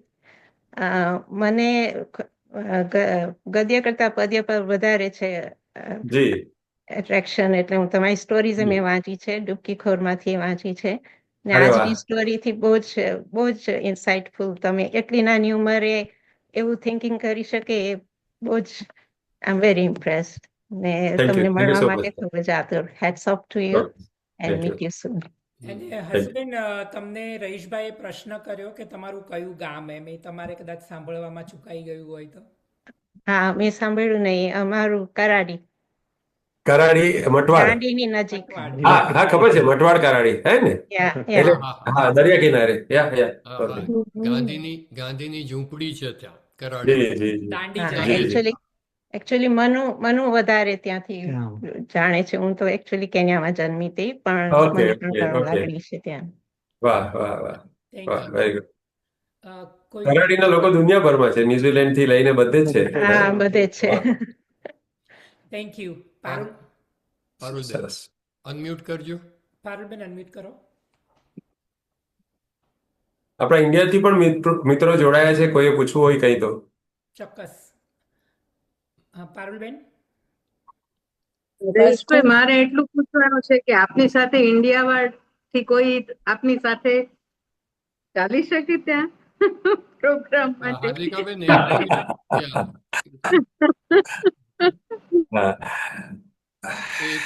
પારુલબેન બોલ્યો. બસ રહીશભાઈ, ખૂબ ખૂબ આભાર તમારો. ખૂબ મજા આવી. શબ્દ નથી. કનકી તો બહુ જ નાનપણમાં વાંચી હતી, એના પછી ઘણી વાર વાંચી છે, અને તમારા મોઢે સાંભળી અને એના બેકગ્રાઉન્ડ સાથે જલસો પડી ગયો. એનો બેકગ્રાઉન્ડ જાણીને મજા આવી, અને તમને રૂબરૂ મળવા માટે આતુર.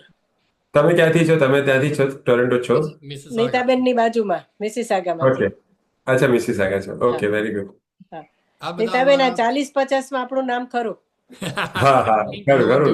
નોંધ્યું. હા રહીશભાઈ, આ બધા અમે સ્વર અક્ષર જેના ટેકાઓથી અમે આટલા વર્ષોથી ચલાવી રહ્યા છીએ, એ બધા મિત્રો છે. સ્વર 12 હોય અને અક્ષર 34 કેટલા હોય? હા, એટલે 46 થઈ જાય તો બહુ છે આપણે. હા, બિલકુલ બિલકુલ. આ બધા જ મિત્રો ન હોય તો અમે આ કરી જ ન શકીએ. એમાં હા રીતાબેન આયર, તોરલબેન, હસુબેન, મનુભાઈ, વાહ વાહ પારુબેન અને બીજા જતીનભાઈ, રેખાબેન અને મિનેશભાઈ. દેર આર લોટ ઓફ મિત્રો કોઈકનું નામ ચૂકાતું હોય તો માફ કરજો, પણ આ બધા જ સતત હાજર રહે જ છે. મને એડ કરજો. હું દર્શનાબેન દર્શના. લખ્યું દર્શનાબેન. હા હા લખ્યું હા. થેન્ક યુ સો મચ શૈલેષભાઈ, અને રિયલી બહુ મજા આવી ગઈ. રહીશભાઈ થેન્ક યુ, બહુ બધી સરસ ઇન્ફોર્મેશન તમે શેર કરી, અને અત્યારે eagerly waiting to you met in here. Sure પણ શ્યોર શ્યોર મને તમારી બેઠકમાં ચોક્કસ સામેલ કરજો. Definitely definitely would love two.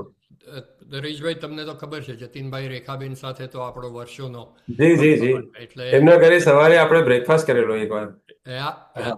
Exactly. આ વખતે બી કરવાનો જ છે. મને એમ હતું કે આપણે પ્રગતિ કરીશું, લંચ સુધી જઈશું. લંચ નહીં, લંચ થી ઉપર જઈશું, ડિનર હા, કરશું. ઓકે. અચ્છા, મારે એક વાત ઉમેરવી હતી. જી. રહીશભાઈ વર્ષે તો ઘણું બધું કહેવાઈ ગયું છે, એટલે બહુ રિપીટ કરવાનું નથી. પણ શૈલેષજીએ વાત કરી 17મીના પ્રોગ્રામની, અને એક બે જણાએ આમાંથી કીધું કે ભાઈ અમને આમાં ગણજો 40-50માં. તો ખાલી એટલી જ વિનંતી કરવાની છે કે હજુ સુધી અમે પબ્લિકમાં આવ્યા નથી, પણ આપણા આ મંચમાં જ આપણા જેટલા ટોરોન્ટોના શ્રોતાજનો ભેગા થયા છે, જેમ બને તેમ જલ્દી શૈલેષ મારો અથવા અમી સંઘવીનો કોન્ટેક્ટ કરે તો નિરાશ થવાની શક્યતા ઓછી છે. કારણ કે અઠવાડિયા 10 દિવસ પછી જ્યારે આ બધું પબ્લિક થશે ને, ત્યારે તો ઇટ વિલ બી ઓવરસોલ્ડ, અને પછી એમ ન થાય કે આપણા જાણીતા જ લોકો રહી ગયા. એટલે મારી દરેક મિત્રને વિનંતી છે કે ભાઈ શૈલેષભાઈ મને અથવા અમી સંઘવીને જેમ બને તેમ જલ્દી કોન્ટેક્ટ કરે, અને બધી માહિતી તમને 2-3 દિવસમાં તો મળી જ જશે, અને એ પ્રમાણે જો અનુસરશો તો ઘણો જ આભાર. Thank you. રાઈટ. અને હરીશભાઈ, આપણે વાત થઈ હતી, અમીબેન અહીં છે જ હાજર. અમીબેનનો પણ આભાર આ કાર્યક્રમ આપણને માં સહાયતા કરવા માટે. So thank you very much Amiben, અને વિલ બી ઇન ટચ. બીજા કોઈનો હાથ? રેખાબેન બોલો. રહીશભાઈ, તમને મળીને ખૂબ આનંદ થયો, અને પર્સનલ મળશું ત્યારે. પણ હું છેલ્લા 1 મહિનાથી તમને યાદ કરતી હતી, તમારું વાંચતી હતી, ત્યાં શૈલેષભાઈનો વોટ્સઅપ ને ઈમેલ આવ્યો. I was so happy to hear everything from you. Thank you. Yeah. Thank you.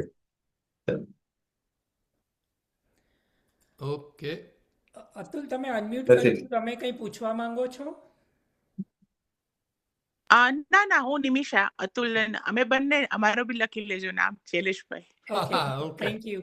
તમે લોકો કાર્યક્રમ પતે પછી જરૂર વોટ્સએપ કે ઈમેલ કરી દેજો, એટલે તમારા નામ એટલે કન્ફર્મ થઈ જાય. ઓકે. અને બધા પાસે શૈલેષનો નંબર છે જ, એટલે એની પર કરી દેજો. હાજી. થેન્ક યુ રહીશભાઈ, મજા આવી. Thank you so much. બીજા કોઈને કંઈ પૂછવું, કહેવું? આમ કોઈના હાથ કે વર્ચ્યુઅલ હાથ દેખાતા નથી હવે. તો નીલકંઠ બોલો. આજે ગુલઝારની વાત કરીને રહીશભાઈએ, અમે લોકો ત્યાં હતા આ ક્ષણ. ઓડિયન્સમાં મજા લેતા હતા. મુંબઈ ભાઈદાસમાં. હા, ઓકે. રાજેશ ભગતનો ભાઈ છે, કઝિન બ્રધર, એ અમારો ગોઠિયો છે, અમે સાથે ભણતા. એને કારણે આ સરસ મજાનો અવસર અમને પણ મળી ગયો હતો, અને મને બરાબર ગુલઝાર સાહેબનું વાક્ય યાદ છે કે હમ તો ઉર્દू में लिखते हैं, तो मैंने फिर से ये सफ़े फिर से लिखने हैं. જે સંભળાવ્યું રેકોર્ડિંગ મને અહીંયા ઉતરી ગયું છે. અને નવાઈની વાત એ હતી કે આ સેમ સેન્ટેન્સ છે ને, એ 2005માં જાવેદ અખ્તર પણ બોલેલા. Both of them they did not know કે એટલે એ મોટા લેવલના માણસોની અભિવ્યક્તિ પણ એ પ્રકારની, એટલે એવું હોય ને, એ સત્ય નથી, પણ એ બંનેની અભિવ્યક્તિ એક સરખી હતી. જાવેદ અખ્તરે પણ સેમ આ જ વાક્ય બોલ્યા કે આ બધું એમણે એટલું સરસ. અને એમાં કાર્યક્રમની યોજના એવી રીતની હતી કે એક કવિતા એક તરફથી એ બોલે, એ જ કવિતા મારી તરફથી હું બોલતો હતો. એટલે બંને એક સાથે રજૂ થાય ને, એક જ છંદમાં હોય, એક જ લઢણમાં હોય. એટલે એમને થયું કે મેં આપકો ટ્રાન્સલેટ કર રહા હું કે આપ મુझे ટ્રાન્સલેટ કર રહે હો, એવો એમને પણ પ્રશ્ન થયેલો. એટલે આવી હવે જીવનમાં અમુક આનંદની ક્ષણો આવે, બાળપણથી જેમ સપનું જોયેલું હોય કે આ માણસનો પડછાયાની પણ નજીક જવા મળે, તો આપણને એમ થાય કે આ જીવનમાં કંઈ મેળવ્યું. એ બધા મિત્રો સાથે બેસવાની, વાત કરવાની વારંવાર તક મળી. ગુલજાર સાહેબ સાથે તો બહુ જ આત્મીયતા થઈ, એટલે બહુ જ આનંદ છે. એટલે આગળ કહ્યું તો એ પ્રમાણે રહીશભાઈ કે તમને વખાણ તો બધા કરે, પણ કોણ વખાણ કરે છે એ બહુ મહત્વની વાત છે. એટલે ગુલજાર સાહેબ પાસેથી આવવું એ તમે સારું કર્યું, શેર કર્યું, નહીંતર અમે શેર કરવાના જ હતા. એટલે થેન્ક યુ વેરી મચ. અચ્છા, તમારી પાસે હતો એ વિડીયો? હા હા, અમે તો ગમે ત્યાંથી બધું ચોરી ઓકે. જાણભેદુઓ છીએ. ના, હું તમને કહેતા ભૂલી ગયો કે મારી પાસે આ વિડીયો છે અને મારી ઈચ્છા છે કે આને આપણે શેર કરીશું, વાત કરતી. બહુ જ સરસ કર્યું તમે, વેરી નાઇસ. આઈ થિંક ગિનીબેનનો હાથ ઉપર છે. ગિનીબેન અનમ્યુટ કરીને તમારો સવાલ કરજો પ્લીઝ. આપણે આ ગિનીબેન મને એમ કે ભાગી ગયા છે. કેવી રીતે ભાગી ના જવાય? હવે તો ના મને એમ કે તમારા માટે આપણે ઇન્ટરવ્યુ કરેલું આપણે GLA-માં, એમાંથી તો 50% તો રિપીટ થયું હશે કદાચ. હું એ જ વાત કહું છું કે ઘણા લોકો છે ને ગુલાબના ફૂલ જેવા હોય, આમ હાથમાં આવે મહેક થાય, બીજે દિવસે કરમાઈ જાય. પણ રહીશભાઈ છે ને અત્તરની શીશી જેવા છે, જેટલી વાર ખોલો એટલી વાર એક સરખી જ મહેકે. બિલકુલ. બહુ જ મજા આવી. પણ ખાસ તો તમે આજે જે અમીબેન માટે જે વાત કરીને એ મને સૌથી વધારે ગમી, કારણ કે રહીશભાઈને તો ઘણા ઓળખીએ છીએ, પણ અમીબેનને ઓળખવાનો આજે, અને એ પણ તમારા શબ્દોમાં, બહુ જ મજા આવી અમીબેનને. હા, થેન્ક યુ. થેન્ક યુ રહીશભાઈ, થેન્ક યુ નીતાબેન. સ્વરક્ષરનો આજે એ જ પ્રયત્ન હતો કે રહીશભાઈ માત્ર એક ચોક્કસ માળખામાં તમે એને ન જકડી લો. રહીશભાઈનું, અને આ તો હજુ કંઈ જ નથી, આ તો ટીપ ઓફ ધ આઈસબર્ગ છે. એટલે વી ટ્રાઈડ. Thank you. ચોક્કસ. ઓકે, બીજા કોઈને કંઈ પૂછવું છે, કહેવું છે? I think we should be okay. Okay, ચાલો તો રહીશભાઈ, આપણે તો મળીએ જ છીએ પાછા. અને મિત્રો, આવા જ થેન્ક યુ વેરી મચ. બધાનો ખૂબ ખૂબ આભાર. આપ અમેરિકા, કેનેડા જેવા પ્રદેશોમાં રહીને માતૃભાષા માટે આટલું કામ કરો છો. છેલ્લે 4 પંક્તિ મને કહેવાનું મન થાય કે શોધું છું પુત્રમાં ગુજરાતીપણું. હવે આ ગુજરાતનો પણ પ્રશ્ન છે કે શોધું છું પુત્રમાં ગુજરાતીપણું, શું મેં વાવ્યું છે હવે હું શું લણું. આજની પેઢીના મા બાપ કે શોધું છું પુત્રમાં ગુજરાતીપણું, શું મેં વાવ્યું છે હવે હું શું લણું. આ વસિયત લખી ગુજરાતીમાં, કે આ વસિયત લખી ગુજરાતીમાં, પુત્રએ વાંચી શકે તોય ઘણું. પુત્રએ વાંચી શકે તોય ઘણું. પણ છતાં વસિયત લખીને જવી છે આપણે. અને આ જે ભાષામાં જીવ્યા છે, જે ભાષાની મહેકથી આપણું જીવન પલ્લવિત થયું છે, ભાષામાં જે કંઈ સારું કામ થયું છે અથવા સારું કામ થઈ શકે એમ છે, એ બધાની સાથે રહીએ. એ જ સાહિત્યનો મારી દ્રષ્ટિએ અર્થ છે. ફરી એકવાર મેં દુબારા કીધું એટલે ફરી એકવાર અચ્છા, હા. શોધું છું પુત્રમાં ગુજરાતીપણું, શું મેં વાવ્યું છે હવે હું શું લણું. આ વસિયત લખી ગુજરાતીમાં, પુત્ર એ વાંચી શકે તો એ ઘણું. વાહ વાહ વાહ વાહ વાહ વાહ. Thank you. ખૂબ આભાર રહીશભાઈ તમારો. Thank you. અને મળીએ છીએ પાછા. મળીએ. Thank you.